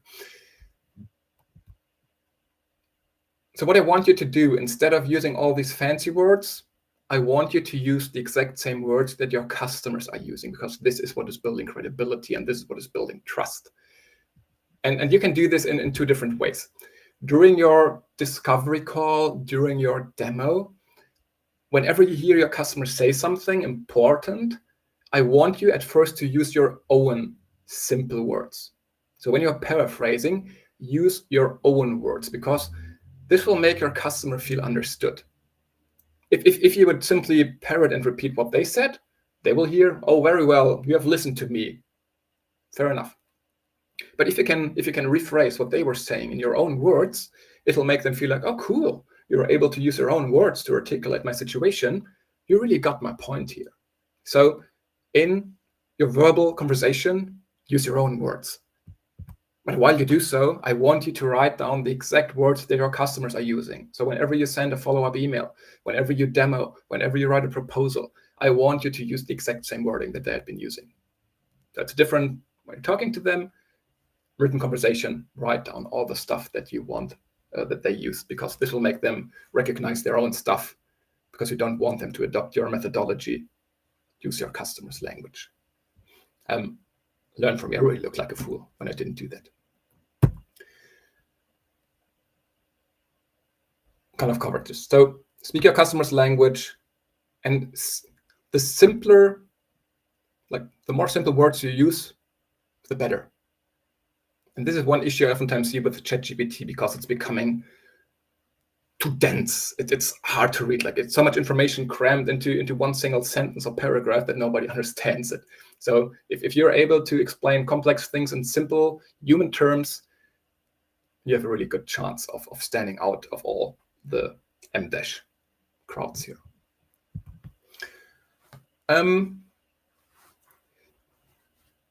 Another psychological / language related thought. I think we oftentimes feel like, at least when it comes to business decisions, that we believe that we make rational, analytical decisions which are fact-based, like the little cat here. We think when we make an investment decision, it's based on pure logic. But that's wrong most of the time, because actually we make decisions based on emotions. We make decisions based on gut feelings. And only then we go out, and only then we start looking for facts which surprisingly are supporting and validating our case. So first we make this emotional decision, and very often then we look for facts that support that case. So it's emotions first, and then only it's facts. And the same is true for your customers in their buying decisions. They will start because they like it, maybe because they like you, but they don't. They might think they're doing this for analytical, logical reasons, but they don't always do so. So in a way, you need to tackle and trigger your customers' emotions, because they can make a big difference. If you can appeal to their emotions in your favor, you have a much stronger chance. And yes, there are funny things like RFPs, which are supposed to make this very logical and rational. However, they need to create an RFP for a reason, because potentially somebody has talked them into this before from an emotional perspective. What does that mean? To trigger emotions in your demo at times, you can use the word imagine to create a mental picture. You can use the word imagine to have your customer visualize certain situations and make them experience this in a more vivid way. This could either mean they can experience a solution to a problem, or you can make them experience the problem in the first place and how they feel and what relief might look like once they are done. So imagine is a powerful word at times, again, at times, because we're starting to build hypothetical things here, but just to give them an idea and have this emotion. And this, and you all know the movie Inceptions, I suppose. You plant a thought in somebody's mind, and this will then keep growing and growing and growing. And at one point in time, they come back and say, yep, it would be nice to not work on this manually all the time. Giving you examples, you could say in a demo, imagine it's Monday morning and a customer complaint comes in, and typically you have to dig through 5 tools and find the root cause. Now the system already shows you exactly what went wrong. So you put them into some known state of, you come to the office, lots of stuff happening. Now imagine either this bad situation, or imagine how much better your Monday morning would be if you just click on like one button, you see the whole stack trace and then why something went wrong, making your life easier. Imagine you're about to talk to your CFO, and during the meeting, she's asking you for one extra number. And instead of panicking, all you have to do is ask your little chatbot, and the chatbot will then provide you with all the figures in real time, so you can respond to the CFO straight away, making you look smart. I think you get the principle. Imagine helps with that visualization, makes things a little less abstract, and puts people into their daily state, into known situations. And when you visualize, you sometimes, I don't want to say feel the pain, but you can, with visualization, you can create quite some mental states, which will then trigger this emotional response. So really visualizing, helping them experience either the outcome or the problem, can both work very well. Typically, people always push on the problem side. Sometimes I want to take a different stance by saying that, hey, let's focus on what good could look like and not always paint like the devil on the wall. Cheers. Next up are absolute statements. And this is maybe more for my American friends online in that call, because many things sometimes are amazing. Or I hear statements in a demo where it's being said, like, everybody's using these features, or all our customers love this. These absolute statements, like everybody, always. That's maybe a bit over the top, a bit too generic, and it just doesn't sound true. So you lose credibility, like you're not prepared, you're trying to fake it, whatever. In Germany, like, I remember when I was younger and I was asking my parents whether I could go out with my friends, I always argued in a way like, hey, can I go to the party with them tonight? Everybody's going there. And my parents always used to come up with their dad joke, everybody is going? Who is that everybody? I've never heard of everybody. Have you ever brought him over for whatever? So everybody never really works. But you will probably invite dad jokes, especially when dealing with German customers. So instead, be a bit more specific. Don't go like to the second like digit in a comma figure, but say something like 3 customers like you use this, or be more specific. Not say always, but some customers shorten onboarding, like 30% can be saved with this. So have those numbers available, make them realistic, make them available, make them achievable, and don't over promise stuff that you will never be able to achieve. Next one. And this is probably every solution engineer's most favorite, other than does it make sense? It's responding to questions with it depends.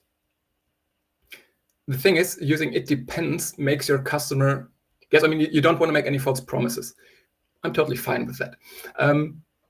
But it always puts your customers into an insecure state of mind. And I'm using an example from my dear colleague Ruud Dickinson from last Demo Fest, who said, and this is why we have the little bridge builder animation on the right.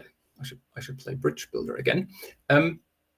Imagine you want to cross a canyon. You want to get across the canyon, and you have to build a bridge, and all the essentials are lying there, like the wood, the planks, the rope, whatever. And next to it is a solution engineer. And you build that bridge, and then you ask the solution engineer, like, do you think I can safely cross the canyon with the bridge I've built? Now your solution engineer says, well, it depends. Would you feel really comfortable stepping on that bridge or not? So you're sometimes there to provide reassurance. Of course, you don't want your customer to blindly run into the wrong direction. You should challenge them. But they want your reassurance, and it depends. Yes, it depends, but it doesn't give them one. So different ways of phrasing it depends is, with a more confident response, is a bit like customer asking you, how long does implementation take? Then you simply say, based on my understanding of your situation, here are a couple of things to consider. So at least you put it into their perspective and what you've understood so far, or from what I've seen in similar situation is the following. So try to be very concrete in your responses. Try to relate it back to what you've heard from your customer. Don't make things up, but use their context and try to be more confident rather than joking, saying it depends on a couple of factors. That's not what they want to hear. I think most of them know that it depends, but they want your guidance. They want your experience and not be at risk for all these kind of things that depend. Like they need you to resolve all these dependencies. So this way here is a way more confident, reassuring approach for your customers that will help you increase their confidence and your confidence in them. Yeah.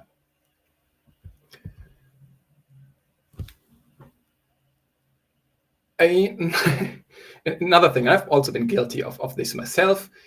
I very often mostly see poor endings of demo conversations. And the weakest ending you could possibly use is anything like, I hope this demo was helpful, or I know we have covered a lot today. I hope you got what you needed, or sorry if this was a bit much, or does it make sense? In all honesty, the last words you use in a demo, like the last 5 minutes, are partially the most important 5 minutes of the demo, because this is what your customer will take away. This is what they will very likely remember when they leave the meeting. So if you say anything like, I hope this was helpful, sorry if this was a bit much, this is what they will remember. So make these words count and don't look like you're an insecure person because you don't know whether what you said actually landed with them. So be reassuring. So end with orientation and not with hope. So instead of asking, was it helpful, say, based on what you shared at the start, we have covered the following things. Or what you've seen is how teams like you reduce X and achieve that. Does what we did today align with what you wanted to see? So always try to anchor it back to what you've learned about your customer. Try to recap the outcomes. Try to state the problem again and what they will get out of this, because this is what they shall remember. This is my problem. This is the solution.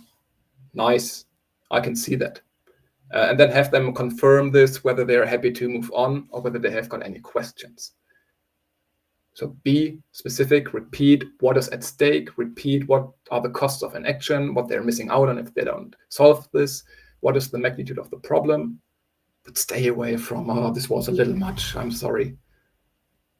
That's not what they shall remember. They shall not remember, oh, this is a lot of stuff I have to learn. It's more difficult. Leading me to the next point. I also see a lot of solution engineers that are apologizing in advance when something that they're going to show is complex. So they say something like, oh, the screen you see here is a little busy. What's next might be a little complex. Oh, this is a little hard to explain. The very second you say complex, busy, hard to explain, your customer goes into kind of a defensive mode, because what you're telling them is this is complex, and then this will make them not feel really at ease. And you're opening this before even mentioning the benefits. You're just telling them it's complex, and this is not what you want to do. You want to lead with value and not with the complexity here. So you have to frame it in a slightly different way. So the idea of a demo is to make your customer really feel at ease. When you use complex, when you use busy, you don't make them feel at ease. The more complex your demo is, like the more you show, the more often you say complex, the more they will associate your product to risk. And the higher the risk, the more unlikely, like the more unlikely they are to make a decision. Because if the perceived risk is higher than the perceived reward, they wouldn't do this. I wouldn't bet on something where I know that the risk of failing is like 60%. I wouldn't put my money on that. So when you make it sound more complex, the risk will increase and you will decrease your chances of closing the deal. So hearing something like complex make them like, oh my God, so many dependencies, so much training needed. I'm scared. Ideally, at the end of the demo, they should feel like, that's easy. I can do it myself. It's actually not that much work. This is the message you want to convey. So instead of saying busy, complex, hard to explain, you say something, I'll walk you through the next process step by step. Or you start with the outcome first. So you communicate the value up front so they can put it into perspective and into context. So, wow, I'm getting a lot out of this. Then they're also more likely to take on some more complexity and some more effort. But if they don't know what is at stake, if you lead with complexity and they have no idea why they should invest that much time and work and money, they wouldn't do so. So using quick examples, a 3-step flow. So frame it in a less intimidating way. Don't lead with a problem. Lead with the value, lower the risk, which will significantly help you with the opportunity. TLDR, never say complex in your demo. Never. I think this is the last one for here. The other thing is you have to, if you mention a lot of plain facts and figures and KPIs in your demo, they're really hard to remember. The examples you see here, so it's not red, it's bluish. This is already good. If you do your demo, and if you say this feature will save you 3.5 hours per week, or you can create reports in 2 minutes instead of doing it manually, or this will save you 12 million sheets of paper. This is already very good because you're pairing features with benefits and figures. So it's better than just talking about features and how something can be used. This also shows what's at stake and why it's relevant. But 3.5 hours per week is still a little abstract. What the hell are 12 million sheets of paper? You need to create easy to remember images in your customer's mind to make, and when this is your key message, to make it more memorable. So what you could do is use these analogies. You could say, hey, this saves you from printing 12 million sheets of paper. That's like saving 1,500 trees every single year. So when they walk away from your meeting, they should remember, nice, I can save 1,500 trees. That is a lot. Or related to how many football pitches you can cover with all these sheets of paper. Like we can, currently it's 48 football fields covered in paper. That is a lot of stuff that we can save, like from an environmental perspective. Or, and catch this, I'm using something from previously. You can say, imagine creating a weekly investor report, and instead of spending 3 hours on it, all you have to do is click a button. You then go to the coffee machine, you get yourself a fresh cup of coffee, and by the time you come back, what took you 3 hours before is all done. This is what you want them to remember, like, oh, wow, what took me 3 hours before, like, I can now get a coffee and it's all done for me. This is what they should remember. And this is becoming more important because there's more and more AI and more magic happening in the background. And you don't need to show them exactly how that magic works. You need to convey to them what this changes. And using these pictures, these images, really helps them. They should walk away from this demo thinking, it only takes like a coffee. Very nice. And I've been trying to use a similar principle here in this workshop because I cannot say, hey, it would be very great if you could donate 25 euros. But 25 euros is a very abstract number. What is it actually that you can achieve with 25 euros? 25 euros means you can feed one child for 1 month, making it, hopefully, way more approachable for you. So you have to visualize this. I put all these things in here to help you visualize how much your contribution is worth. And if you can create similar pictures, mental pictures in your customer's mind, this is what will stick. So potentially we have, I think, around 40 people today that saved one child from, like, provided food for 1 month for one child, which is great. You can be very proud of yourself because you've done that. So it can really help put things into perspective. wow, I'm good in time management today. This is the end of the second part. You can make another donation, or if you haven't, you can do it. You can still submit your questions using any of the QR codes you see here. Leaving this on for a brief more moment and checking Slido.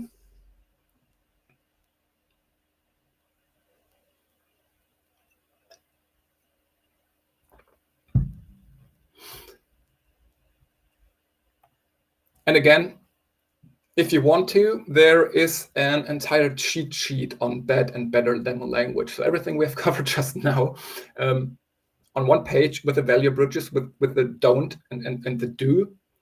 This link will get you straight to Google Drive. No sign up needed, no gated content. You can download this and many more content. And hopefully you can put it right in front of you whenever you do another demo to remind yourself. I will leave this up for one more minute, and then we will take another 10-minute break before we enter the final part of the workshop session.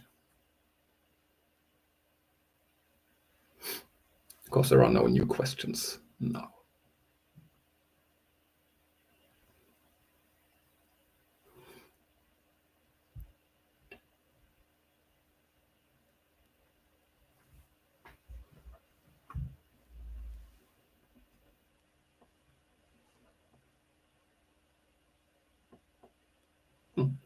I'm learning that people in Romania are also doing dad jokes, but I don't know everybody. Thought it's mostly a German thing.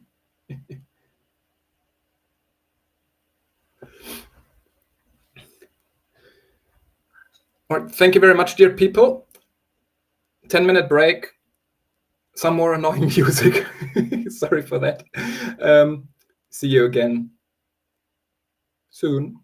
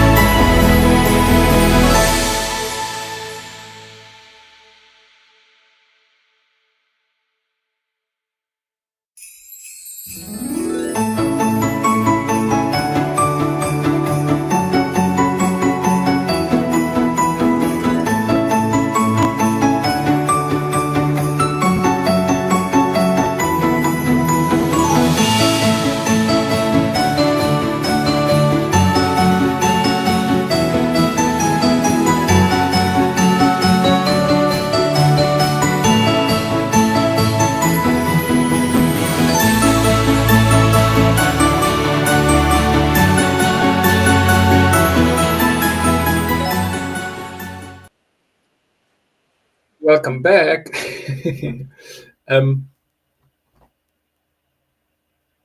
As it stands now, looking at this, I've done the math, and I think we have so far gathered enough money to, we have covered 3,300 meals for children, which is a lot, which means we could now feed 1,000 little babies for a full month, or differently, I think feed quite a few children for over a year.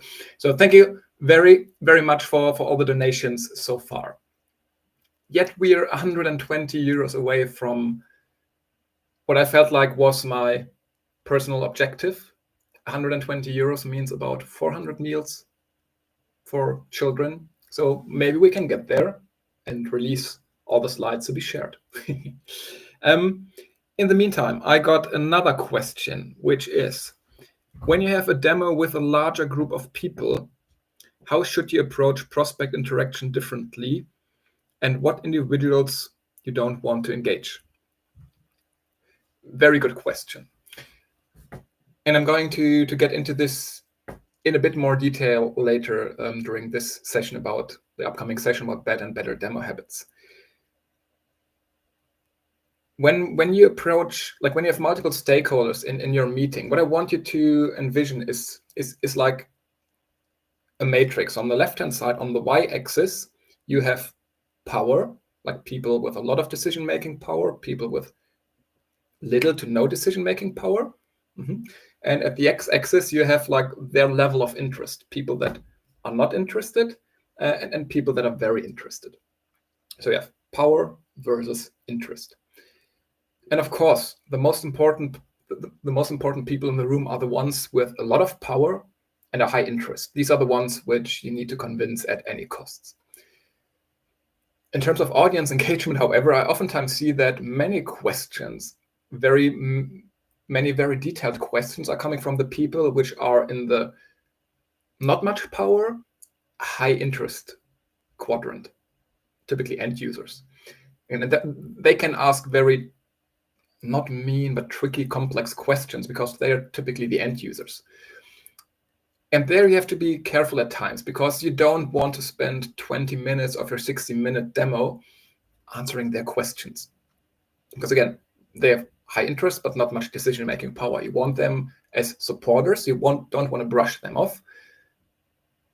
But you need to keep in mind that some of your time is spent better elsewhere, to say. So these are people you should keep informed and time box their responses a little. And this is what we will be getting into later. So those with low power, high interest, same with low power, no interest, but they typically don't ask that many questions.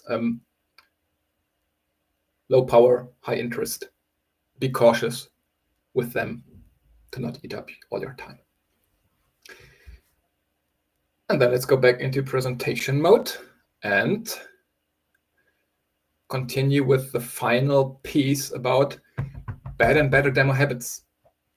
Partially similar to what we covered with bad and better demo language, but here I want to raise a bit more awareness of a couple of things that I'm pretty sure some of you are guilty of. So I want you to stop doing these and do something else instead. And before I start with the habits, a demo is not just about you demoing software. The demo starts long before you share your screen. Of course, this entails discovery and all that kind of stuff, but it also entails aligning internally on what you want to achieve, but also in how to frame that demo, how to name it. And we'll start with a couple of these things and then go more into the, let's say, hands-on demo practice. And this is really the most common issue that all my customers are struggling with, and what everybody's telling me is there are way too many demos that do not have a defined next step. It's typically these demos where you get a demo request on your table and the account executive is asking you, hey, let's do the typical walkthrough of all the features, and our customer, they will figure out themselves what's relevant to them and how it works. News is, we talked about these monkey brains a little bit, they won't be able to do so. So instead, when you prepare internally for a demo, you always have to align with your account executive and ask them about what is it you want to achieve with that demo? Why are we doing this demo in the first place? And what do we want the customer to do after the demo? And this is important. A demo is not about showing them around and giving them an idea. This is not intentional. This is not account planning and strategizing. This is a waste of time. It's like, hope is the strategy there. I always want to understand what is the next step. Next step is the demo, and the next step is what's happening after the demo. And a demo is a great tool to get something in return from your customers. And many of you have heard me say or tell this little story. When I was an account executive / solution engineer at the same time, when I was on a discovery call and it became apparent to me that the next step is a demo, I always asked my counterpart whether they could bring their decision maker as well to the call. And typically I would get a response like, well, not yet. I would like to take a look myself before I invite their time because they're very busy. I would typically say, totally fine. I would actually do the very same. But how about that? How about I prep the demo system for you and then I will walk you around. And at the end of the demo, you and I, we just look each other into the eye and then you tell me whether what you have seen is what you were expecting or not. If this is not what you were looking for, no hard feelings, we go separate ways, all good. But if this what you were hoping to see, would it be okay if we then schedule a 15-minute coffee chat with your manager to get their perspective? Does that sound fair? So I was trying to introduce a coffee meeting with their manager as the next step after the demo. And 85% of the time, the person I was talking to said, yes, this sounds like a fair plan. Et voila, I was using my demo as the way to open the door to the decision maker. Everything was going according to plan. Likewise, like 85% of the time it worked, 15% it did not work, but that was another good indicator. It was a little bit like a shit test. Let's imagine, you see what I'm doing? Let's imagine you're dating somebody for 3 months now and you want to understand how serious that relationship is. And you ask them, hey, we've been seeing each other for 3 months now. When will you introduce me to your parents? And if your partner then says, well, let's go there next weekend, you're good. If they say, well, I don't know, that relationship is probably not that serious. It's this little shit test. It's the same in a demo when you ask, like during discovery, when you ask your champion whether or not they would be willing to introduce you to the decision maker after a successful demo. Because if they say no, they're probably not serious about this deal. And then you know, okay, maybe we have missed something important or they're just window shopping. But this is the next step. Demo next step, what do we want to get out of here? And this could be many things. Get access to the decision maker. Have them share the decision criteria with you. Create some urgency. Get confirmation that actually doing nothing is no longer an option here. Or quantify the magnitude of the problem. So a couple of things that you need to be aware of together with your account executive, that when you go into the demo, you know exactly what you need to do and what you need to deliver to get to this next step. So when you're receiving shitty demo requests, always ask them, hey, dear account executive, more than happy to support you, but tell me, what is it we want to achieve together with that demo and how can I help you? And if they come up with something like above, do the usual tour, try to ask more constructive question. Next thing here. I see so many demo invites which are called anything like demo platform overview. My favorite is like an end-to-end software walkthrough. So this is what will land in your customer's inbox. And this is something that will oftentimes also get shared with other people internally that haven't had an idea at all who you are, what you are doing, what has been discussed. all they see is an invite that is called platform overview. And this is creating, like, first, it's providing not much information, but it's also putting them into a state of mind where they feel like they can join your demo, again, lean back and have popcorn, because you will entertain them for 60, 90 minutes, giving them an overview of the platform. It's wasted potential. So don't call it a product tour, and rather look for something that I call an action title. So everybody who joins the call directly knows what this is about. So name it like how to shorten onboarding by 5 hours, reducing your SaaS fees by 25% with XYZ. You can then even put in brackets live demo behind it. But try to use the subject line of the invite as something that attracts people, telling them what's in for them, and doesn't just put them into this passive spectator mode. Because just sending out this invite is really lame and wasted potential. And this you also see oftentimes is that maybe you have a person in the room in your demo call that introduces themselves like, hello, I'm Adam from IT. I don't know why I'm here today, but somebody from HR thought it's a really good idea to invite me to this call, which is a really bad sign. And we'll get into this a little later, why this is a bad sign from a champion perspective. So when people get invited to your demo that you haven't talked to before, you want to avoid this at all costs. You want to make better use of your demo invite, and you want to look professional and like you have prepped for this by making the demo invite more relevant to them, by providing context. And all you have to do is essentially use like any kind of template for your demo, where the laser pointer, where you say, first, you've got an action title up here. The action title essentially is the subject or objective of that demo. You share with them a preliminary agenda. You can tell them who will be joining from your team, and you can even provide them with a link to your corporate company overview. So if they want to, they can have a look. So you don't have to share 30 minutes of slide up front about who you are and what you do. They can do it themselves. But if you issue a demo invite like this, everybody who gets invited to the call on customer side has a really good understanding of what this is about and what they're going to expect. And this might be more interactive. So use any template like this. It's not rocket science. And yes, your account executives should do this. But if you implement something like this, everybody who comes to the call is prepared and knows why they're here, and avoids these like cringy situations of IT people which will ask mean security questions at one point in time.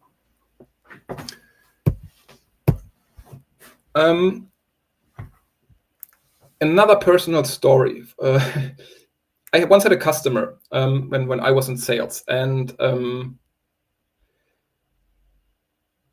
I did quite a few demos with this customer. They were very engaged, and they were asking me a lot of questions.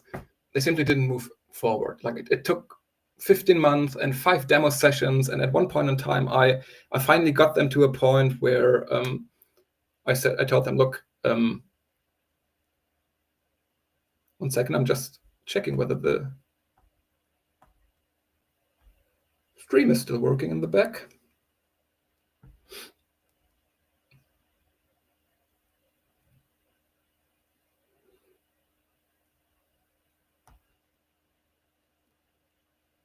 Checking on my phone. 1 second, please.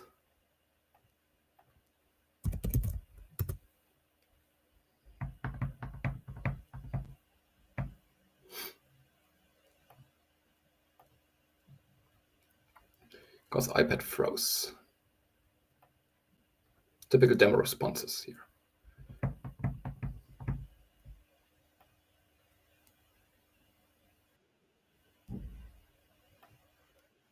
All right. Oh God, I hear myself talking now. I'll stop this. Apologies. We're still live. All good. You can donate. So I was in a situation where I was working a lot with a customer. We did multiple demo sessions. And after 15 months, after having like a face-to-face talk, they told me, well, Max, you're a nice guy. The product looks really good, but we're not there yet. And inside me, I was like, you stupid? Why did it take you 15 months and so much of my time to finally understand that you're not there yet? Why didn't you realize so after the first or second demo? You're nuts. Because I didn't tell them. I said them, oh, too bad. Let's talk again in 6 months' time, blah, blah, blah. And I was blaming them all the time for this behavior, like not being mature enough for our solution. And it took me significant time to understand that this wasn't their fault. This was actually my fault. Because what I did was I was showing them way too much. I mean, it's no news that more features is not the right thing to do in a demo. But here I experienced this firsthand. What that customer had, and I had a good discovery call with them, they had like one job to be done. And for this one job to be done, all I had to share with them were like 3 features. What did I do? I shared these 3 features and all the other 47 features. And this led my customer to think like, okay, this can do what we need, but this is so much more, and we don't need that. We are not ready for this yet. We have to grow into this step by step. So by overwhelming my customers with all these features, I myself made them feel like we are not ready for this yet. So what you have to do is to focus on your customers' one job to be done and eliminate all the other noise out there. And this is something really important. Your job nowadays is to reduce your customers' complexity and help them make sense of all the stuff that is out there, because there is too much noise. There's too much GPT. There's too much Google. There are too many vendors and solution engineers which will keep showing your customers around everything that they can do, which will cause nothing but confusion, nothing but complexity. And again, complexity means risk, and risk means they probably won't buy. And this is what many demos do. So many demos are all around, okay, let me show you some random features. Maybe let's make some connections between the features. And this is what I see most often in demos. Let me give you an overview of everything that is possible in our platform, and potentially something will land. And this is all noise. This is not helping your customer make sense of all the information. This is not providing any guidance.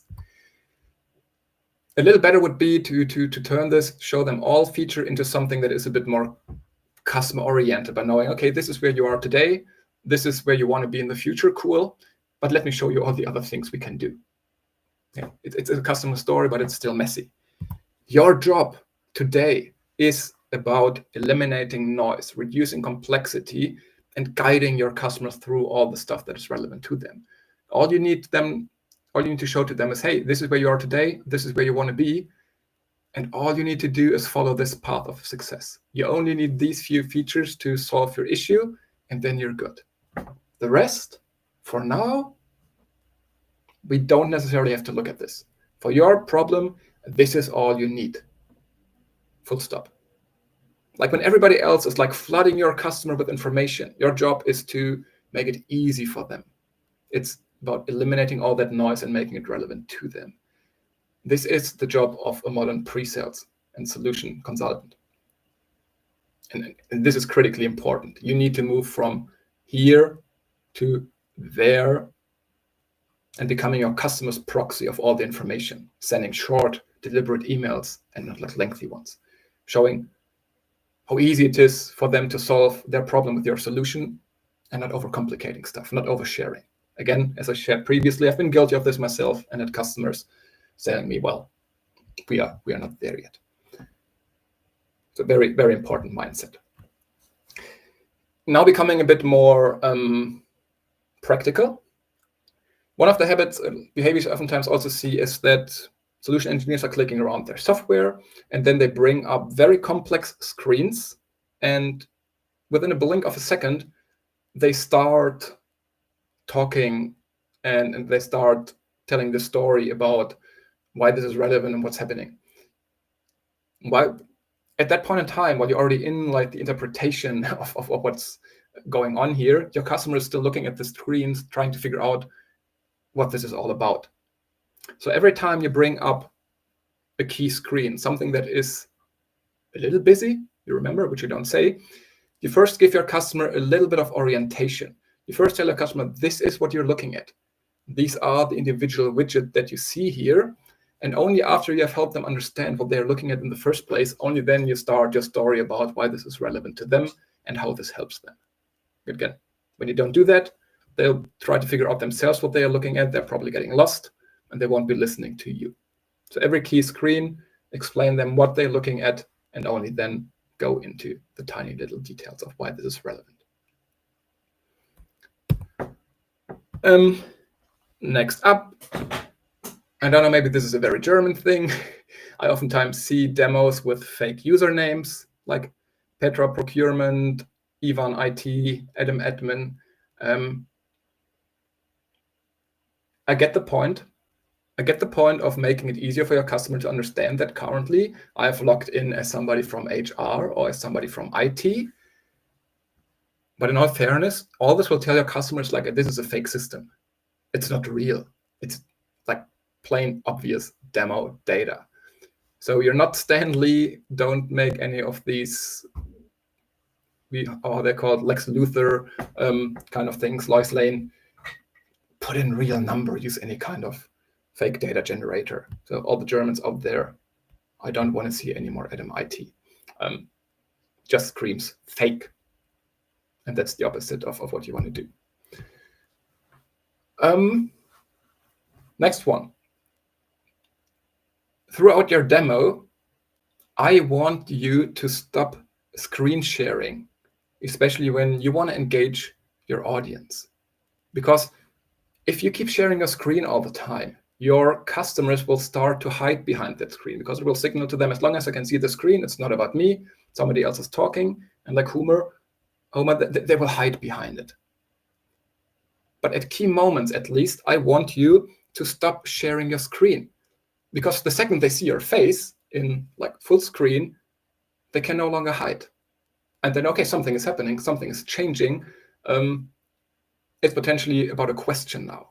So at key moments, try to do this. Stop screen sharing before going into Q&A mode. Like after you have wrapped up a chunk of your software, stop screen sharing and start asking whether this is what they had in mind when they told you about the problem they were experiencing.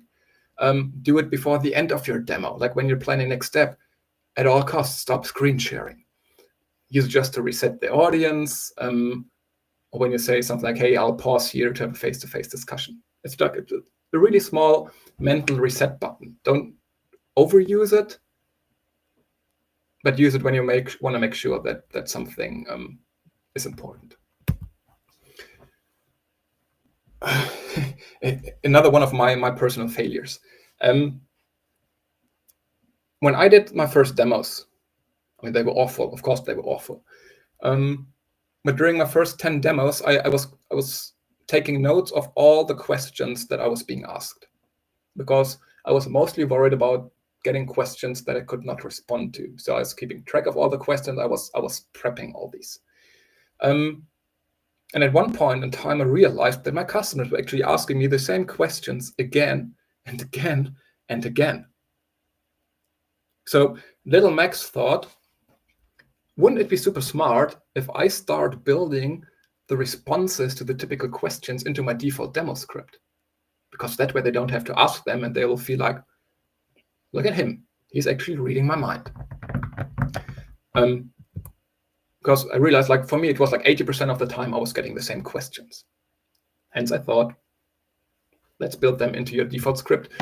But this might sound intuitive, but it's actually the absolutely wrong thing to do. Because when you start pre-answering your questions, or the questions, you're taking away your customer's very best opportunity to engage with you. If you pre-answer everything, what should they ask you? You don't leave them anything but like stupid questions about changing logos and CI, nothing meaningful. Plus, when you're pre-answering all these things, you're adding more and more and more and more and more and more complexity. You talk more and more and more. So what you should do instead is prep for all these questions, put the answers in your backpack, and only respond to them once they come up. And it's actually a very good sign. Like if the questions are coming up that you have prepped for, you're good. They must go in the right direction. But don't do it per default. Don't answer everything up front.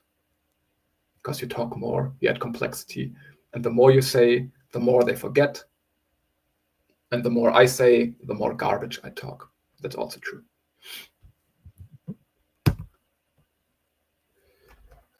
Next behavior. something I see is number one, way too many demos are scheduled for way too much time. Like there are demos I see for a customer that doesn't even know they have a problem that is scheduled for 90 minutes. Seriously, if you just want to do a high-level demo and sell the problem to them, you don't need 90 minutes. That's one thing. But then there's another thing that I see that many solution engineers actually, because the demo has been scheduled for 90 minutes, they feel like they also have to demo for 90 minutes and put everything in there. And you don't have to. If, like, always try to focus on, we had this term before, what is your customer's job to be done? And only focus on helping them understand how you can help them get their job done. Full stop. And if this only takes 45 or 60 minutes, that's totally fine. Once your message is, you have communicated your message, you can stop the meeting. No need of diluting your message or adding even more complexity. And you can even use this to your advantage, how I used this. Because I always said then at one point in time, hey, and we've scheduled for 90 minutes, but I feel we have covered everything you wanted to understand today. If there are no more questions, I would like to give you like 30 minutes back of the time we had today. And can we use then 50 minutes out of these 30 sessions we saved today for a quick follow-up call next week? So again, it was give and get. I give you 30 minutes today, but in return, can we have maybe a 15 or 10-minute call next week to follow up on a couple of questions? This, again, win-win. In the end, they save 15 minutes in total, and you get a call because you're very conscious with their time. So yeah, just don't talk for 90 minutes because the invite says so. Be smart. Out in the same direction. Shut up when your customer is sold. I've also seen demos where the customer was on fire because what they were currently seeing was like exactly what they needed. And they were so engaged and there was so good energy that I felt like, okay, at this point in time, the solution engineer should have just dropped the mic and have the account executive or whoever take over the call and say, look, like on the previous slide, I think you've seen what you wanted to see. Let's move on from here. But in that situation, then, after all that excitement, the solution engineer picked up again and said, okay, thank you very much. Here's something more I wanted to share with you, which wasn't as exciting. So they completely missed that moment. So you have to read the room. You have to read the energy. And when you feel like your customer is ready, use that excitement to move the opportunity forward and stop talking.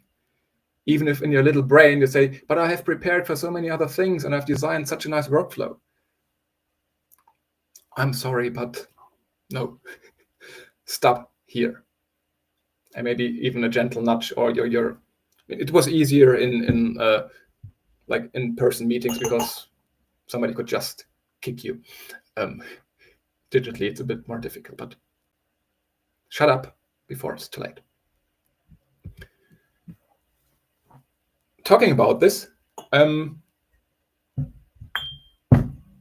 think I have almost 2 liters of water during this workshop, because at times you need to stop talking. You need to stop talking to give your customer a moment to process what you have shared with them, or to highlight a key part of your demo. And I have not mastered this at all. So I'm talking way too much, way too fast, but with little breaks in between. But at times you have to, and you can use this. You can even say, let me pause here for a moment because I want you to get this. And then you share like a key moment with them. But you don't just shut up. You literally tell them, I will pause here and let this sit with you for a moment. And because I'm having such a hard time with it, some of you have seen this, I always have a lot of water next to me. So whenever I want to pause, because it feels weird to me to shut up for a long time and not say anything, I'm just having some water. At times, I'm also drinking from bigger glasses. And no, I think I did it twice in my life. But I just have a little bit to drink to shut up.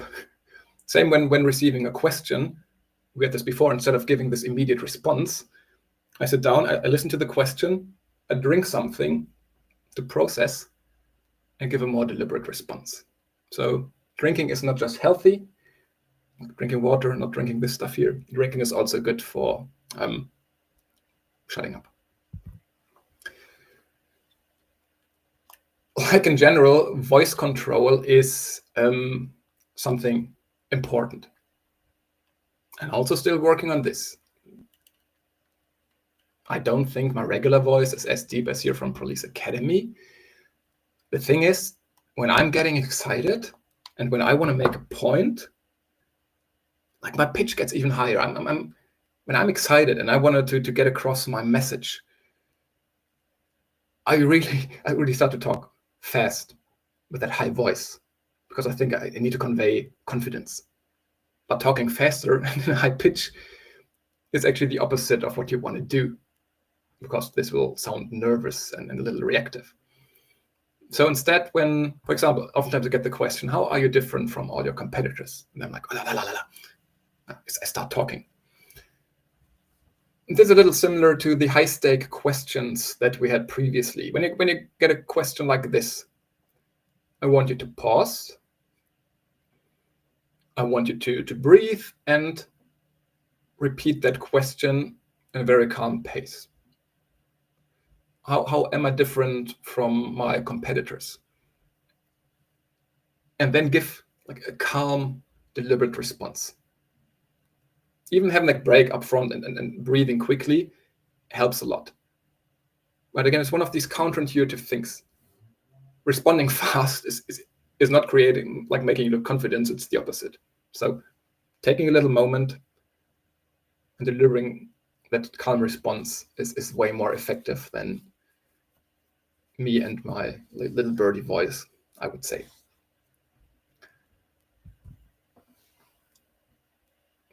Another thing, general rule of thumb, I never want you to make anything up during your demo. If you don't know the answer to a question, I don't want you to make anything up. So we're always transparent, and when you don't know something, say so. But sometimes there are questions where you have some knowledge, maybe you're not the expert, but you've heard about this multiple times. And what I oftentimes see is that people then say, I'm not an expert, but here's my best guess on this. Again, what your customer is taking away from this as well, you're not an expert and I'm just getting some random advice. You could do better. Simply say, instead of I'm not an expert, say, based on my experience working with customer in your industries, working with customers like you, having done this like a couple of times, here is what I think is relevant for you. So be a little more confident. Don't try to make yourself look smaller. Like, don't make anything up. But it's totally fine to say, based on my experience, instead of saying I'm not an expert. Frame the way that you look more credible. Question management.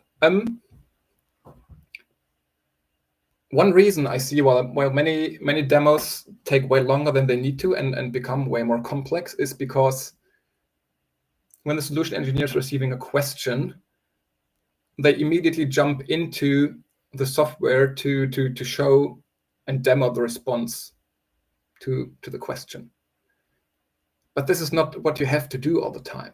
So before you go down that rabbit hole and before you risk being sidetracked completely by responding to that question, I want you to give a verbal response first. So you get the question, and then you say, yes, we can do this. Or maybe you explain a bit more detail how exactly that works. But you don't touch your mouse. And after you've given that verbal response, you can ask, would you like to see this in the software? And I think maybe the first 2 or 3 times your customers will say, yeah, it would be cool if you could show that. But after you have done so successfully 3 or 4 times, the next time you give a verbal response, they will believe you. And this is significantly reducing the complexity in your demo. Because you're showing less, you're clicking less, making everything look way easier. And I promise to you, very often your customers are totally fine with a verbal response and they don't need you to go down every single detail, because often these details will then cause more questions and then you're further getting off track. It's really that rabbit hole. So give a verbal response, check whether they would like to see it or not. And very often you don't have to. And this is also true. Again, I mentioned before, 80% of the time I was getting the same questions. So the second I heard the first 4 or 5 words of the question, my brain was like, I know exactly where you're going. I was actually interrupting my customers because I thought I had to show to them that I knew the question. But again, it's not helpful. It's rather causing some damage because you don't let them finish their thought. And oftentimes you start way too fast with responding to that question. So one thing I do frequently is I still have a sheet of paper in front of me. So nowadays this is not a sheet of paper. This is just an envelope. But even that, to stop myself from responding right away and interrupting them, I'm writing down that question. And while I write it down, I think about my response and I think about whether I need to ask a question in return to understand what it is they actually want to achieve. And can be trick questions. Sometimes it's a hidden concern, so you better want to understand where they're coming from. So this old school sheet of paper oftentimes stops me from giving too quick responses, etc. And again, use my high-pitched voice to respond. And this also gets me back to one of the questions I got previously about how do I engage with people? Like, how do I engage people when there are multiple people on the call, and who do I want to engage with and who do I not want to engage with? And again, very often, the most questions I typically receive from people that were very much interested in the topic, but that had very little decision-making power. The end users. And yes, you have to win the end users at one point in time. So you can't just brush them off. But then again, you should not spend too much time with them, especially when the decision makers are still on the line. So with them, I would say, when they have like lots of questions, detailed questions, I would at one point in time simply time box the question and say, hey, let's take 30 seconds to give you an answer to this, and then get back to our agenda because we have to cover a few more things. And when you need more feedback after these 30 seconds, I'm more than happy to have a follow-up meeting or stay 5 minutes longer. But you have to make sure that you avoid them taking over your meeting and annoying everybody else on the call, because they might have very niche questions and go into very much detail, which is only relevant to few people on the call. So if you run into that situation, you can even use your account executive to do something, be the bad cop. Hey, 30 seconds on this. We have to make sure that we cover the following topics, and write the question down. But you don't just want to brush them off. So saying, let's spend 30 seconds on this, at least give them something, a verbal response. And if they want more, schedule it for later.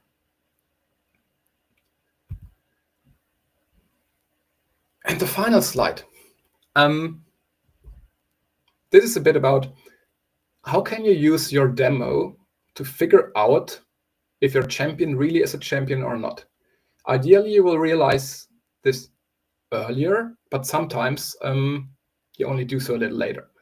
And also a moment I very well recall from one of my past interactions is I was prepping for a large demo with a decision maker panel, and I was sitting together with my champion on the customer side a lot. So he invested a lot of time prepping the demo system with me.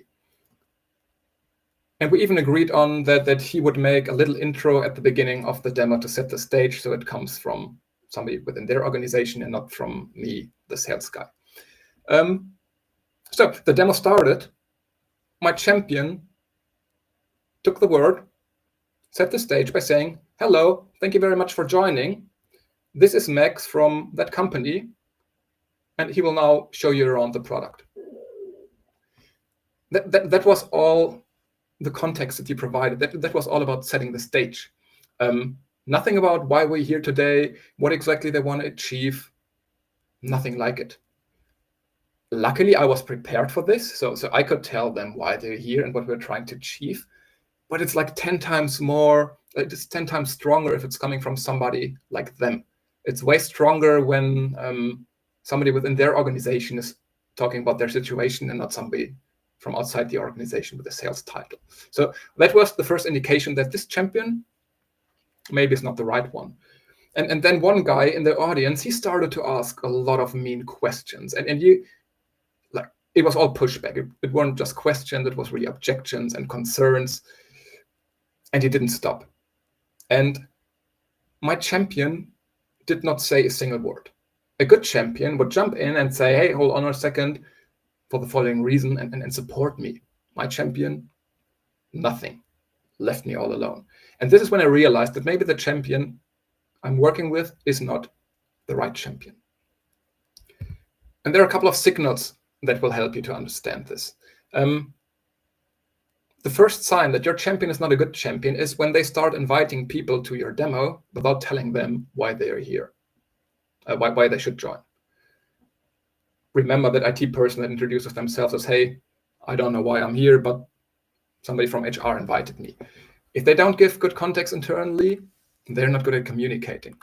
Likewise, if they do not set the stage at the beginning of the meeting, or if they cannot clearly articulate the pain they're experiencing, if they cannot get buy-in from other people and explain to them in simple terms why this matters, it's not champion materials. If they don't have your back, if they don't engage actively during your demo to support you, they are not champions. So just because they're nice to you and supporting you and prepping your demo doesn't make them champion material. You need somebody that actually has the guts to help you do an enterprise sale, to fight internal resistance, and who's good at communications. If this is not the case, like if anything of the here on the right side happens, better reassess whether you need to pivot to another champion or not. Because this deal I was talking about, this didn't really work.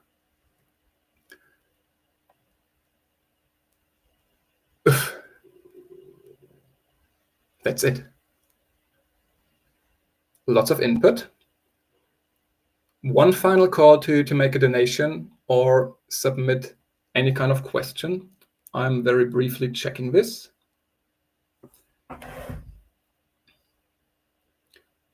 No new question for now. Still encouraging everybody to submit a little donation, and I keep track of this. 95 euros are missing. Go, go, go. No. One last call. What you can do with the money, but again, you can, if you go to presales.rocks/handouts, you can also download a little demo habit tracker because, as I mentioned before, almost everything that I've shared, at least everything I share today, whether it's about questions, whether it's about improving your language or improving your demo habits, that's all on you. There is no excuse to not do anything like it, like to not change. So what I want you to do is, like, from everything I've learned today, take 3 things, write them down. And I don't know whether you're doing any more demos until the end of this year. I hope everybody has like a quiet time now and then can slowly go into Christmas vacation mode. But write down 3 things that you want to implement for the next demo and focus on these at first. You don't have to change anything at all. But 3 things I think will be possible. Either not asking, does it make sense? Giving verbal responses. There are some really low-hanging fruits. And I'm pretty sure that you can do that.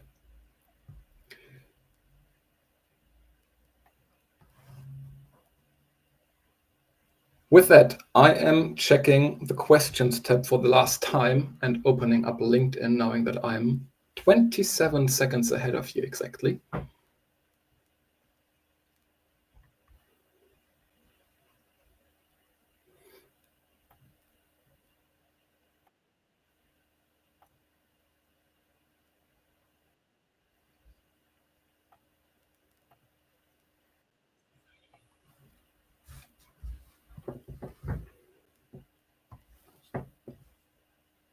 "28 people still present. This is lovely. We even have one of my 17, like one of my 17 followers is still present on LinkedIn. How lovely is that?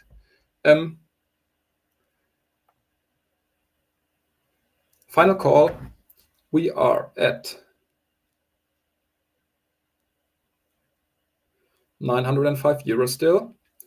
I will make the round up to 1,000. That also means that I will upload the handouts from today's session into the Google Drive folder.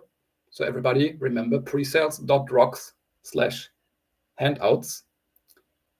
And I will wait a few more moments whether there will be any additional questions.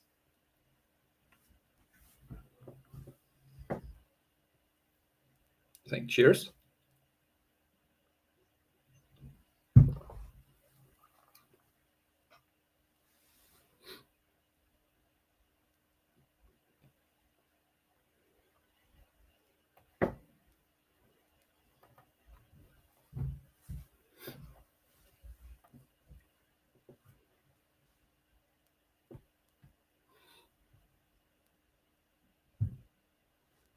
And I got disconnected from Slido.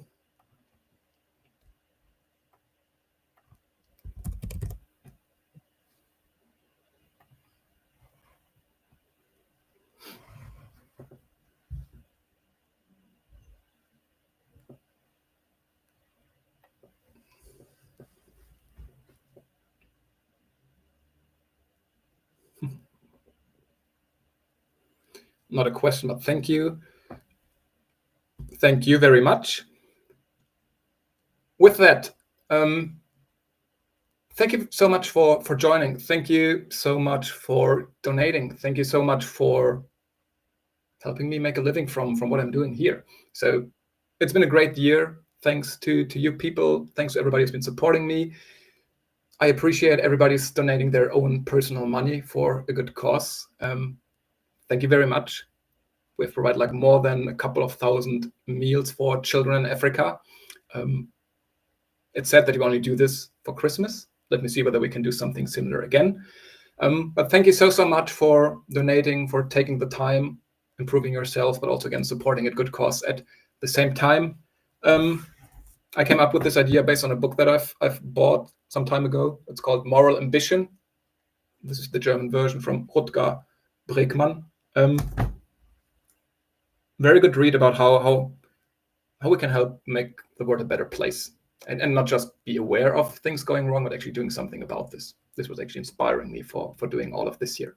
So thank you so much. Slides will be uploaded later. Appreciate all of you almost gathering like 1,000 euros for a good cause. I'm going off on Christmas holidays now. So this was my last official duty. And it feels actually quite good to end like this. So have a Merry Christmas. Happy New Year. See you again in the future. Bye-bye.